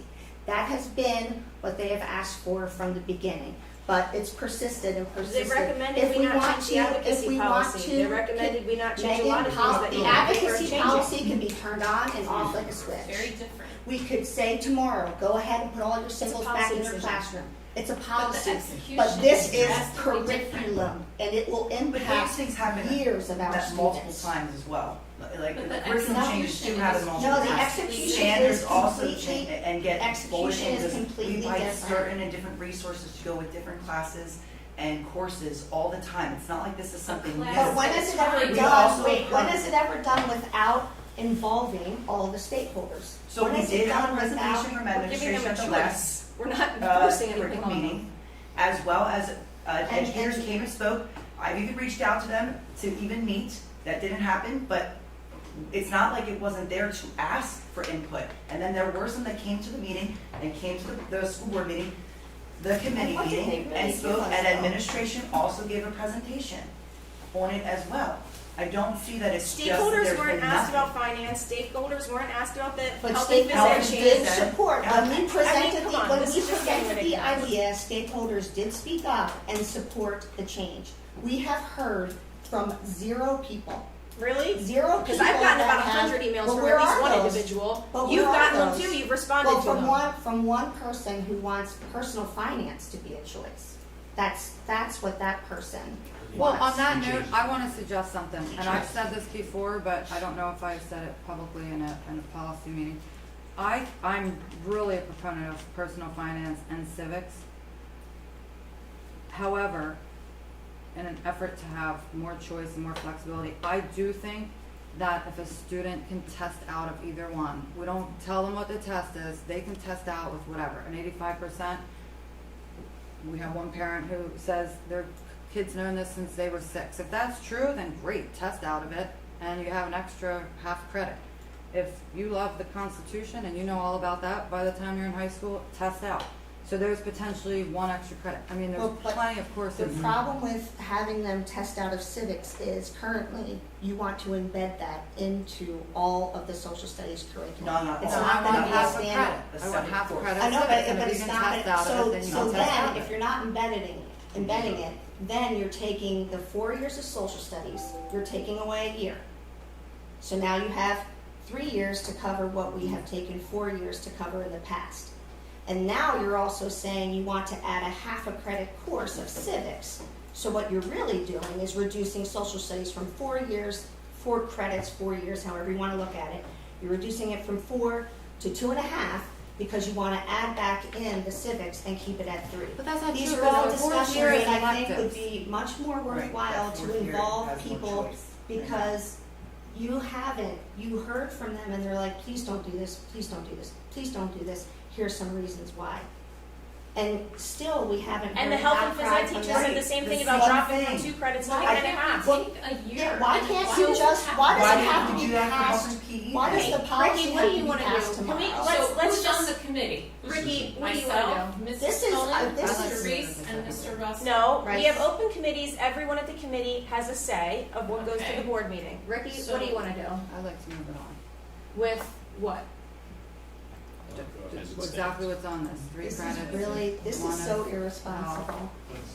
half of fitness, half of civics. We should be going through Okay, the Dave, proper what do you want to process. do? We have Site Logic Move it come, on? we give them a big Bob, what do you want idea. to do? They tell us how to do it. We don't tell them how to do it. I'm looking at this from maybe a different perspective. This is social studies. We've got 3 credits for it. We want to pull 1 credit away. My thought process is I'm big on personal finance and business development. Having 1 credit, split it in half. You've got business development, and then you've got a business planning process. And follow me out on this one. This is where everyone will take a business type course, learn about QuickBooks, learn about spreadsheets, learn about all the things that take a business and makes it work. All the inner workings of it. The next one, we call it Business 102, would be actually almost like a thesis program. You put these students into a process where they have to build a business. I don't care if it's kites or it's go-karts or it's whatever. Have a business model. They have a business model. We're not saying that they're going to be right, wrong, or indifferent. We want them to understand what a business model means and where it takes you from point A as a concept to point B as a final product. I personally think that would be a hell of a lot more impressive from a social studies standpoint, because when you look at the Business 102, that thesis plan, you're doing all kinds of comprehensive things that the teachers are now trying to do with the students. You want to get English involved, so you've got English involved. You want math, you've got math involved. You've got statistics, they're involved. The kids are doing exactly, building a model that they could use or couldn't use, but they start to understand how a business functions and how a business moves forward. To me, that is the biggest lack of knowledge that our students are looking at. You sit and you talk to them about business planning, you talk to them about how to run a business, and I'm going to tell you right here and now, hands down, completely blank. And I got to tell you, I went through a thing this past weekend it's called National Down Syndrome Day. It's called the Buddy Walk, and you have all the individuals that are blessed with Down syndrome. We all get together at Cedar Crest College, and we did a buddy walk, and you have picnics and so forth. The majority of the helpers came from all of the colleges in the general area. So as far away as East Stroudsburg, we had someone from Wilkes, we had people from Cedar Crest. I asked every one of those kids, because I just had to do it. I just crept up to them and started talking to them and got a friendly chat going on, and all of a sudden I said, hey, let me find out, what did you learn when you were in high school, and has social studies impacted your college education? And the majority of them indicated no. Not saying that what they've learned was wrong, but from their perspective as the day, from a business aspect, they don't know. Business. I really think use putting those 2 economics. programs together would enhance the social study. But See, it if would you be, have all those different ideas, Can we then go one why at a don't time? we but go it about would be the right part of the way? social studies program. But you guys are talking about These are concepts, the but type of feedback. are you wait, saying hold on. the This is the type of conversation- You wanna move it feedback forward as the that three- the administration should hear. Well, I they think can- that's a great, let me finish. Then they can get a You can choice. talk for just They do get a choice. That's a curriculum They can choose decision. what Bob is saying. We can't say what our friends told us that we should change the No, but graduation social requirements studies- because you heard an email from somebody. You shouldn't change It has what nothing to do with they an spend email from so much someone. time on it. Their knowledge is so much. We have no business being changing that there. We have to give them our feedback and say business is lacking. And I think that's great feedback because kids don't know how to run a business when they get out of here. Tech schools should know how to run a business when they get out of here. But that's not going to change the graduation requirements. It's going to change the curriculum. And the choice is a matter, we don't give them all the choice. We could give them 24 credits of choice. And then someone would come out of here and could do woodworking and nothing else. Well, we because can't, they because have they that have- choice. So You say we have a woodworking, you say balance. woodworking We like have a that's not balance. important. You know, it's It's- really, no, there's a I think balance. it's We really have insulting Oh. that, You're gonna keep that talking, people or you're gonna let me constantly finish or act not? like these You're gonna other let me credits finish or aren't not? important enough and aren't as I guess important not. as I'm the not one listening. path that you The think is credits, No good one for is. everybody. the credits are important. The credits question are is the important. process, We give them a and balance. you're having, you keep using this illusion, this buzzword of choice, but you're not looking at the impact of what you're going to do. Exactly. And you have the The education, impact the is they get a educators choice. that are, That's that third their jobs The are on the impact line. on No, the the people. impact on the people who curriculum. have to And pull to this say off. that the social There's no way to sciences change that have no last minute. impact on your life when you Well, I'm not leave. asking for last If minute. you're a business person, you That's what you absolutely better know what's going on in the world. You better know economics, you better know geography, you better know how resources are manipulated by countries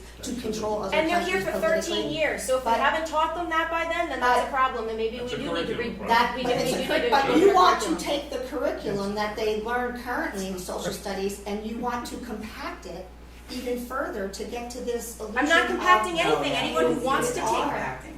Some You people, are. some people taking that course would be the most beneficial course for them to take in that particular credit. Other people, it may be that they But take an you're extra science affecting- because they're you're going into affecting medical the school, foundation. and You're now they get an changing the- extra you're science changing that's going to the take another honors double course double for lab. ninth Or grade. you have a band kid Since who there's can't all take these any questions classes. that, See it. I think the way that Bob, we go what- from here with how do you all wanna these move it forward? unanswered questions, I think we should allow the process to go You've through shared more that. Bob, what do you want to explanation. do? I say we go 3 credits, but I want to go on the concept that 1 credit Well, then you This gotta falls change under- it. We'll go back to a first read. Yeah. No, you Yeah, don't. yes, we do. That's not how it works. Yes, we It's do. not. Yes, it is. That's a Changing it. major change. You're wrong. No, it's a You're major wrong, change. it's not. Absolutely wrong. It's Well, not in the actually, policy, no, it's in the AR that's attached to the policy. No. It doesn't go back, it hasn't gone back a single time that has happened. Well, I think we should. Can Well, I? you can say that all you want, it doesn't make it the rule. Here's where I think we are. We have Oh, policy 217 is currently tabled. At the October board meeting, it would be appropriate if someone wants to remove it off the table to be discussed and voted on, someone could make that motion. Right? It would take 5 people to say, yes, I agree with that, then the motion would be back on the table for second read as delineated, right? Because it was up for second read, so only if we changed it significantly would we have to go back to. So if it sits there, then someone could make a motion to approve it, right? If it gets a second and there are 5 votes, it would be approved.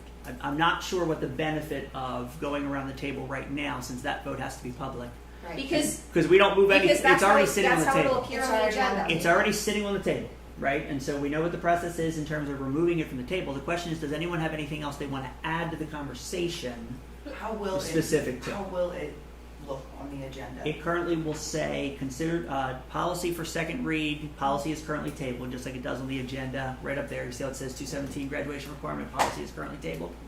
That will remind us and it reminds the community that we can't just vote on it. Right. The first thing that has to happen is at least 5 board members need to agree to remove it from the table, because it was 6-3, 7-2. I forget what the vote was to put it on the table.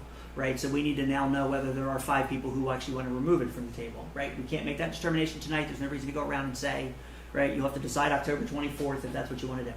But one of the things that I really appreciate about this board is that everybody does a lot of research, right? We try to immerse ourselves in whatever the issue is. It feels that way to me. I mean, I'm relatively new, but I've asked people to give me information about why this change is needed, necessary, or anybody else has looked at it to say this is a good thing to do. At least with the finance course, we were on the leading edge of that trend across the nation. Other schools were requiring this. I've gotten 0, nothing. So I've tried to do my own. And when we get social studies education is facing crisis as time is slashed. What's the grade in history that Pennsylvania gets? Is an F. Pennsylvania has got F in history and F in civics. Okay. The other thing, trends in social studies standards. Again, we're going on the downside of that when they say in our body politic now, we can't dialogue with one another because we don't have the necessary skills that are learned in your social studies classes, how to discuss ideas that you may disagree with, but you want to know how to engage in public discourse. So, I don't see any benefit in lessening that. And I also think if school choice is your primary goal, then let everybody take the GED, and then they can choose whatever they want to do when they get out of here. And that's not our plan either. We don't gear people to say, hey, you can take the GED and just quit school. So we want to have people that when they leave Penridge, there's some sort of imprimatur on them that say, wow, you got a great education in X, Y, and Z. Not just in X, not just in Y, but in all of that. And I think this is part of that core foundational basis that we need that says all the studies show we're lacking. So if there was a study out there, send it to me. I've asked people to send me. I got nothing. If there's a study that says we need to move in this direction because we don't need as much social studies because everything is great. We don't need as much civics. We don't need as much understanding of our history. But there's nothing there on that. So I don't know why we're moving in that direction when we've not heard any public comment saying, I haven't been able to take a class that I wanted to take because you guys have made it too difficult, and I only have 7 elective classes that I can take, and I wish I could take an 8th one that I'm somehow missing. So I feel that we're moving in a different direction, and I've not gotten any information, which I really appreciated about this board is to say, we do our research. It's like, and I said it's like drinking from a fire hose sometimes to come to a baseline of understanding, but I've got no drip of water at indicating why we should be going in the opposite direction, only indication that we need to beef it up and stay where we are. Also, it doesn't say because of the credits what could be lacking there. A social studies component. So I'm looking at why decrease, especially if our AP history is doing well. If that's something we should crow about, and why would we tweak it if it's not broken? But we wouldn't tweak our. Well, it looks like when We've seen the diagrams that show that some kids don't have any choices. They don't have extra electives to take other things. You're talking about when kids are in band, when kids are in tech, when kids are they can't do multiple things. It's a shame that kids graduate without the opportunity to take additional things that they wanted to take because they couldn't. That's what I've that's not heard that anecdotal Not every evidence. single person would benefit most from taking a core social studies graduate class. with more credits than we asked them to take. They graduate with 26 and a half credits on average. They are taking gladly. So their And choices, there's only so many their credits you choices can are fit in your there. schedule. And we've asked No, we've asked the administration repeatedly. Do people come to you not able to complete their credit requirements, whether they're tech students or students here? Some students fail classes. That happens. We know it happens. They take summer school. It's not a big problem. We don't have students beating down the guidance counselor's doors saying that they can't get the classes that they want to take. And they don't know that they can change, that the rules can change. They just Megan, no, there are problems. We hear from kids all the time. To say that people, I know that you think that everybody has that same college path, but it's really ironic that we send out a Rams report talking about how we really want pathways. We're going to give you a pathway. You can choose this one credit choice. Choose your pathway by one class of choice that you have in your entire schedule. There's your pathway. I started out saying the big idea is to give students choice and to make our pathways the best they can be. I think when you go about doing something like this one-off that goes in and obliterates stuff in our middle school social studies without really knowing what the impact of that would be, that doesn't make sense. Everybody wants to give students the most choice they can have. There are other ways. You clearly there don't. are other, So that's oh, not I true. do. We're worried about Thank you for stating my position. I mean, you're literally My arguing position- against choice while trying to say you Yeah, support but choice. It's you don't know ridiculous. what's going to change in the curriculum. Yeah, you don't know the choices that you're taking away from kids. So You're not taking any. You're literally giving them more choices. No, You're not you're taking not. any you're away. taking something, you always have to take something. Okay, But Jordan? no, but listen, we have the big idea.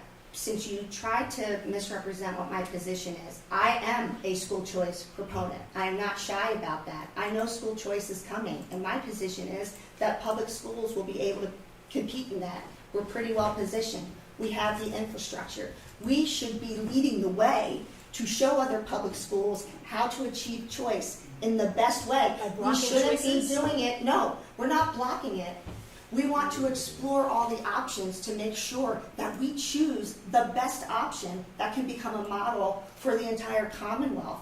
That's what we should be doing. I want all the choice. I want as much choice as possible, but I want to go about it in a logical way that's not going to hurt our kids in the process. That's all that's being asked. I don't Allow see it as people to logical. have All right, conversations. Jordan, can you weigh in? Allow Weigh people to in? have conversations. I if don't they're not think allowed that's it. illogical, and Jonathan, I appreciate you looking up that stuff too, because you're right, I feel like I have done a lot of research on it as well, and especially with the civics piece, which I know is adding it.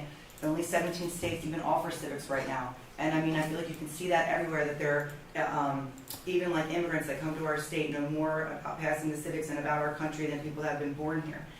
Those are all over the place. So there's that one need of where the passion comes from, that we should join those other states that do require civics to graduate with that. I agree with Ricky that if they can test out, great. If that's something that some people, that students know about and they can do that, I totally am for that. And I know that we say we don't have all these people, and I'll just leave with one example. When I used to teach high school, and there was a student that was had his own HVAC company, was working that, like doing it on the side, as well as being in tech, and he was a senior, and he actually had to take, he didn't have a lot of room in his schedule, so he could come in, because he had to pass a social studies class to graduate. And I actually just bumped into him over the summer. He's doing great. And I know it's just one student, but that's just the proponent of I know the choice piece, and we're not hearing all this stuff, and we're not hearing all these complaints from parents and students. But a lot of times it gets confusing. You don't always know your path, so when you're like, okay, I have to take this, I have to take this, then you automatically just kind of like subside to the fact that, okay, I'm not going to be able to take that class because I have to take these. And I don't want to take away the scholar part for those students that are on that AP track. I totally agree, they should have that lane, but I don't feel like if you go to 3, I think you still could have that choice, because you would still have that extra credit if you want to take it. I know that we would, like, what I was thinking and suggesting is that we would not have to impact 8th grade, 9th grade would stay the same, 10th grade would stay the same. There is the part with the standards, and I do feel it could get tricky with trying to figure out how that goes, or to band-aid if some students miss that. So I'm fine to take the time until we can figure that out to start that.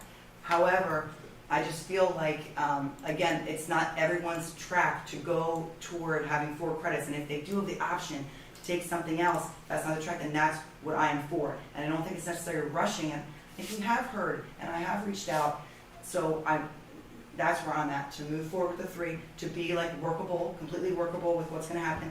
I know what was presented the last time. That's not what I was thinking, because I don't want it to be that much of an impact, to impact 8th grade and what they're doing in 9th grade and 10th grade. That's not how I was thinking. I was thinking world would become an elective and it would be a little bit easier. I know throwing the civics would be a piece that we'd have to work through, but I feel like we just hired Ms. Vitale, and we can come together with something. I think it could be great, and I think it could be something that we are trailblazing and also making great as well. But what you I just I'm said sorry, Ms. Cullen. I is- just want to be very clear, Ms. Bloomberg, with one thing. Okay. I mean, I've listened to the curriculum meeting. I was not there that night. I've listened to them. There's obviously been lots of conversation in the curriculum office around this topic. There is no way that the curriculums in 8th, 9th, 10th, 11th, or in 8th, 9th, 10th, and 12th will stay the same by making 11th just an elective. Right, because you can't just make an elective. So I just wonder, I don't know what it will look like. I don't know what the impacts will be, because obviously that's a bigger issue than just saying, oh yeah, this makes sense to move this. The world history standards are significant enough that it's not going to be as simple as, besides it's not the best way to teach it in terms of, oh yeah, by the way, now let me tell you what's happening in China. Right, in terms of it being an aside to what you're teaching in American China's not part of the history and standards, though. things. That's not specific. Sorry, I'm just using it as an example. Sorry. I just want to be very clear, because I don't know what the impact will be. There will be impact to 8th, 9th, 10th, 11th, and 12th grade curriculum that students will choose. Right? I just want them to know that there will be impact. Yeah, Because but we're talking, The teachers will have to develop what that impact is. So. Thousands of students, and the humanities class that we heard about, that's an important class for students. It's a class that they not only enjoy, but it builds their writing and reading. They all enjoy it? Did you poll the kids? That they enjoy, Megan. I'm sure many do enjoy it. I've heard very good things about it, even from students, since everybody's pulling out anecdotes from students. Students have expressed a lot of, it doesn't even matter, the point of saying that you're not going to impact students, I think it's so misleading, because you're actually impacting thousands of them. You just said you don't No, have there to is impact the way that you're them. suggesting. Okay, so we had how do you pass a policy when you have your superintendent sitting here Okay, telling we've you gone around that and around you and around, should everybody have said their no- piece, You don't wanna everybody's hear this. You don't want to has hear been them there. because this is a This is a good. very Five people valid said that point. that's the direction they wanna She's go continuing for to 10 scream meetings. over So my people. only- So my let's only, go to review of policies for the first reading. No, actually, I was going to say, Well, the one feedback I want to offer, and I'm going to say, even if you cut me off, is You mean like if you cut me think- off every board Oh meeting? my God, yes. Stop. Goodness Um, gracious. If you guys think you're smarter than the administration, all the people in there, and you're That's going not to true. force I guess them they're down smarter than Let me PDE finish. too.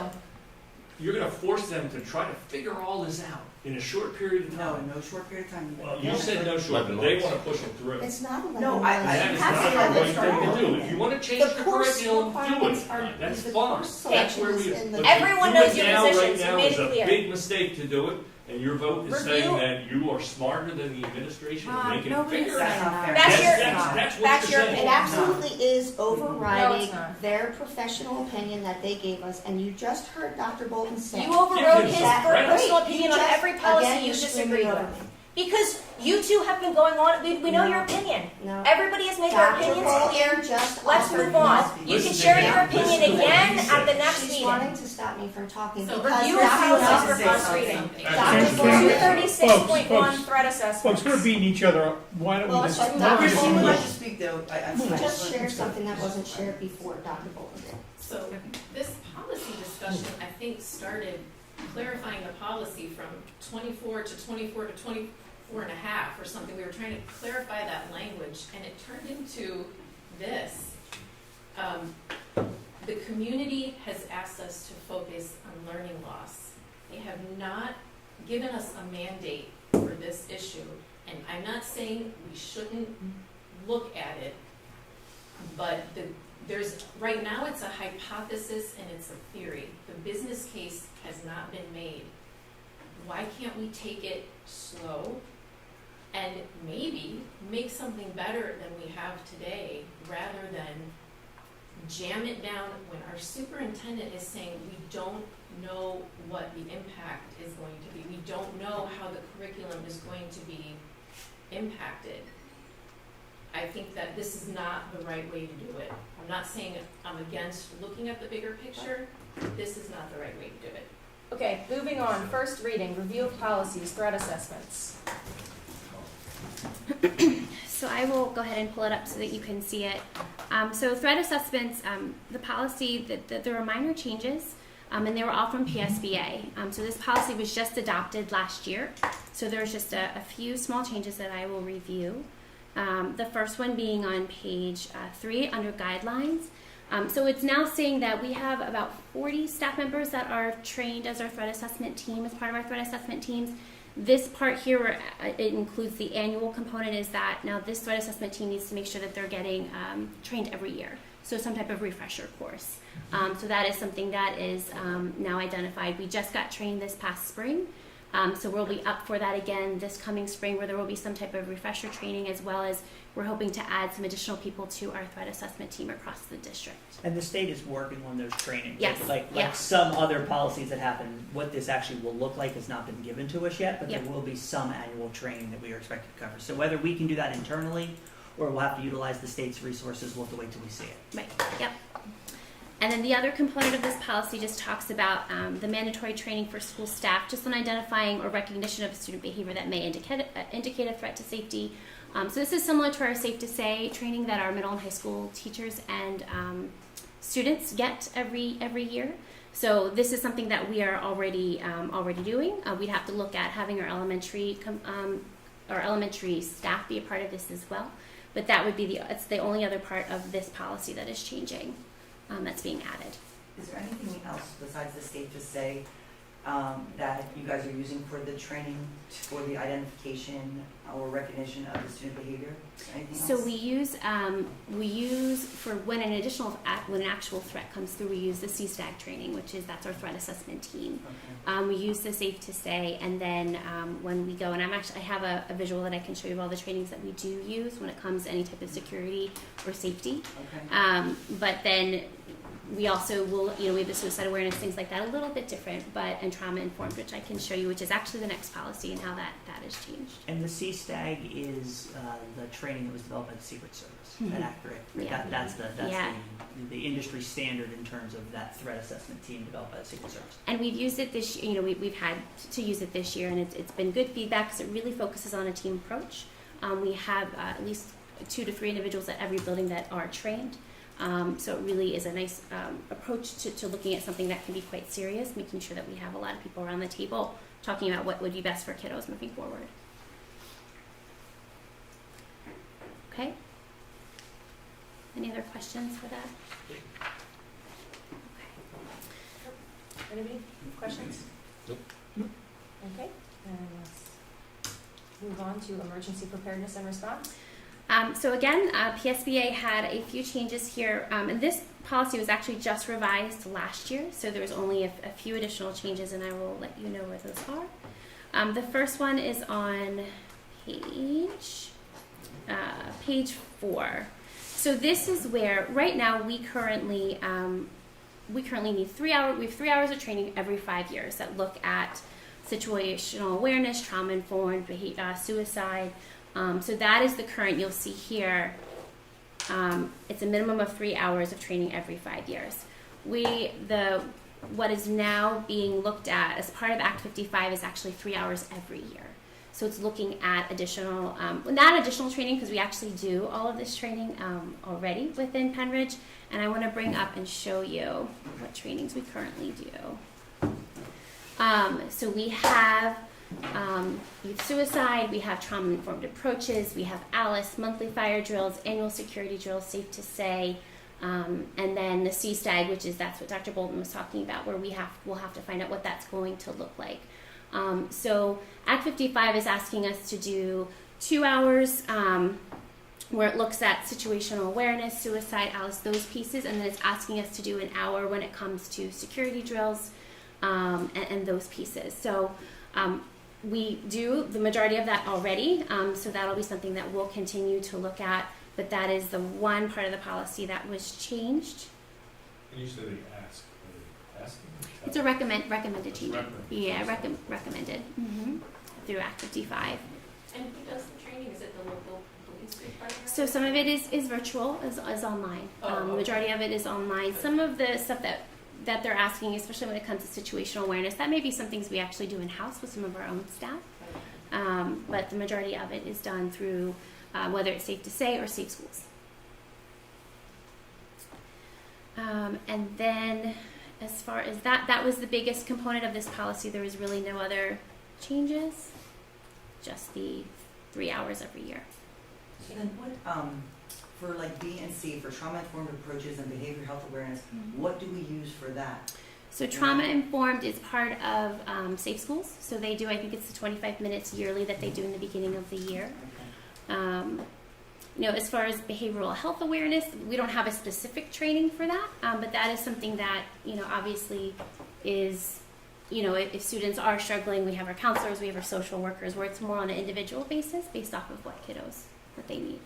So what is, you're saying we're not doing any training? Or this is not? We don't, at this time at the beginning of the year, when they do the majority of this training, that's not one of the modules that they do at this time, because we're doing the suicide, we're doing the trauma informed. What is behavioral health awareness? I mean, it can range. I think when I look at it and some of the stuff that I've read, it's really working on I think different strategies for us to be healthy, whether it has to do with reducing anxiety, things like that, and also actually talks about it as not only as supporting our students but supporting ourselves, our own staff, on how to do that. So that is something that too, eventually we could look at even doing something in-house, because we do have so many great people that, have had experience with that and be able to help support. Well, yeah, I mean, if these are ones that are recommending, Mm-hmm. we should probably, especially in the mental health area, Yeah. we should at least look at that. Well, and with how We're it not doing it now. with how it is identified, that's something that, as we look at now that we're going to be increasing that time, could be a way to look at how we could, embed that into our yearly support for staff. Okay. Anyone else on this policy? Looks good. Okay. School security personnel? And then school security personnel.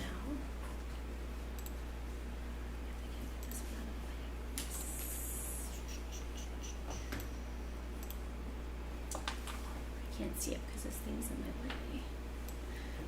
way. School security personnel is, for some reason I can't get this. It's Just right shrink the- behind there. Just shrink the window down. Thanks. There we go. Thank you. I've done it once or twice. I can't move it. There we go. School security personnel. This talks about our current school and safety security coordinator. So what they're saying is a part of Act 55 that if we were to have a vacancy in this position, that we would have to appoint someone within a 30-day timeline. It's a very important position that needs to be filled. So that is just identifying that within 30 days we would have to appoint someone for this position, for this school safety and security coordinator. So that is one component that has been added to this policy. And then you'll see here, these bullets here, what they did was they just kind of cleaned it up a little bit so that it's bulleted as far as the different responsibilities of the school safety coordinator. You'll see here in number 3, this is talking about the different trainings that he helps us to put together for students every year. This is the same language that talks about identifying someone that is struggling and student behavior that may indicate a threat. That's the training that we're going to be doing. So it just identifies that is something that that this coordinator would help us with putting together, just as another training. It's crossed out for like including fire, natural disaster, active shooter, hostage situation. How come that is crossed out? Because I believe Or is it just covered under? it's it's covered somewhere else. They shuffled the terminology. Yeah, I think they're trying to clean it up just a little bit. Because I had that question as well, but now I can't find where it is. I think short of fire, they cover it under the indicate a threat to the safety of the student, other students, school employees, school facilities. Okay. Yeah. Right, and I guess fire could be considered a threat too, although you don't often think of that as someone attacking with fire as Right. opposed to a fire started, but. Yeah. Yep. And then here, this part here that just adds that the school safety and security coordinator, within 1 year of appointment, there is required training from the state school safety and security committee. So we want to make sure that that person is getting that training every year. So that was the other big change to this addition, I should say, to this policy. That extra paragraph you asked about, Ms. Montgomery, is taken out of the state code, and so we'd have to look like they are references 3 and 11, which seem to be updated parts of the state code. I'd have to go in and read them, but my guess is the language is then taken from there. That probably the state code was changed as part of Act 55, and so then that was that. But we'd have to look at 3 and 11 to see what they are. I can look at that Yeah. and send that to you. And that was the only other changes to this policy. Okay. Any questions? All right, then that's it. Do we have any public comment? Phillies won. Mr. Thomas, would you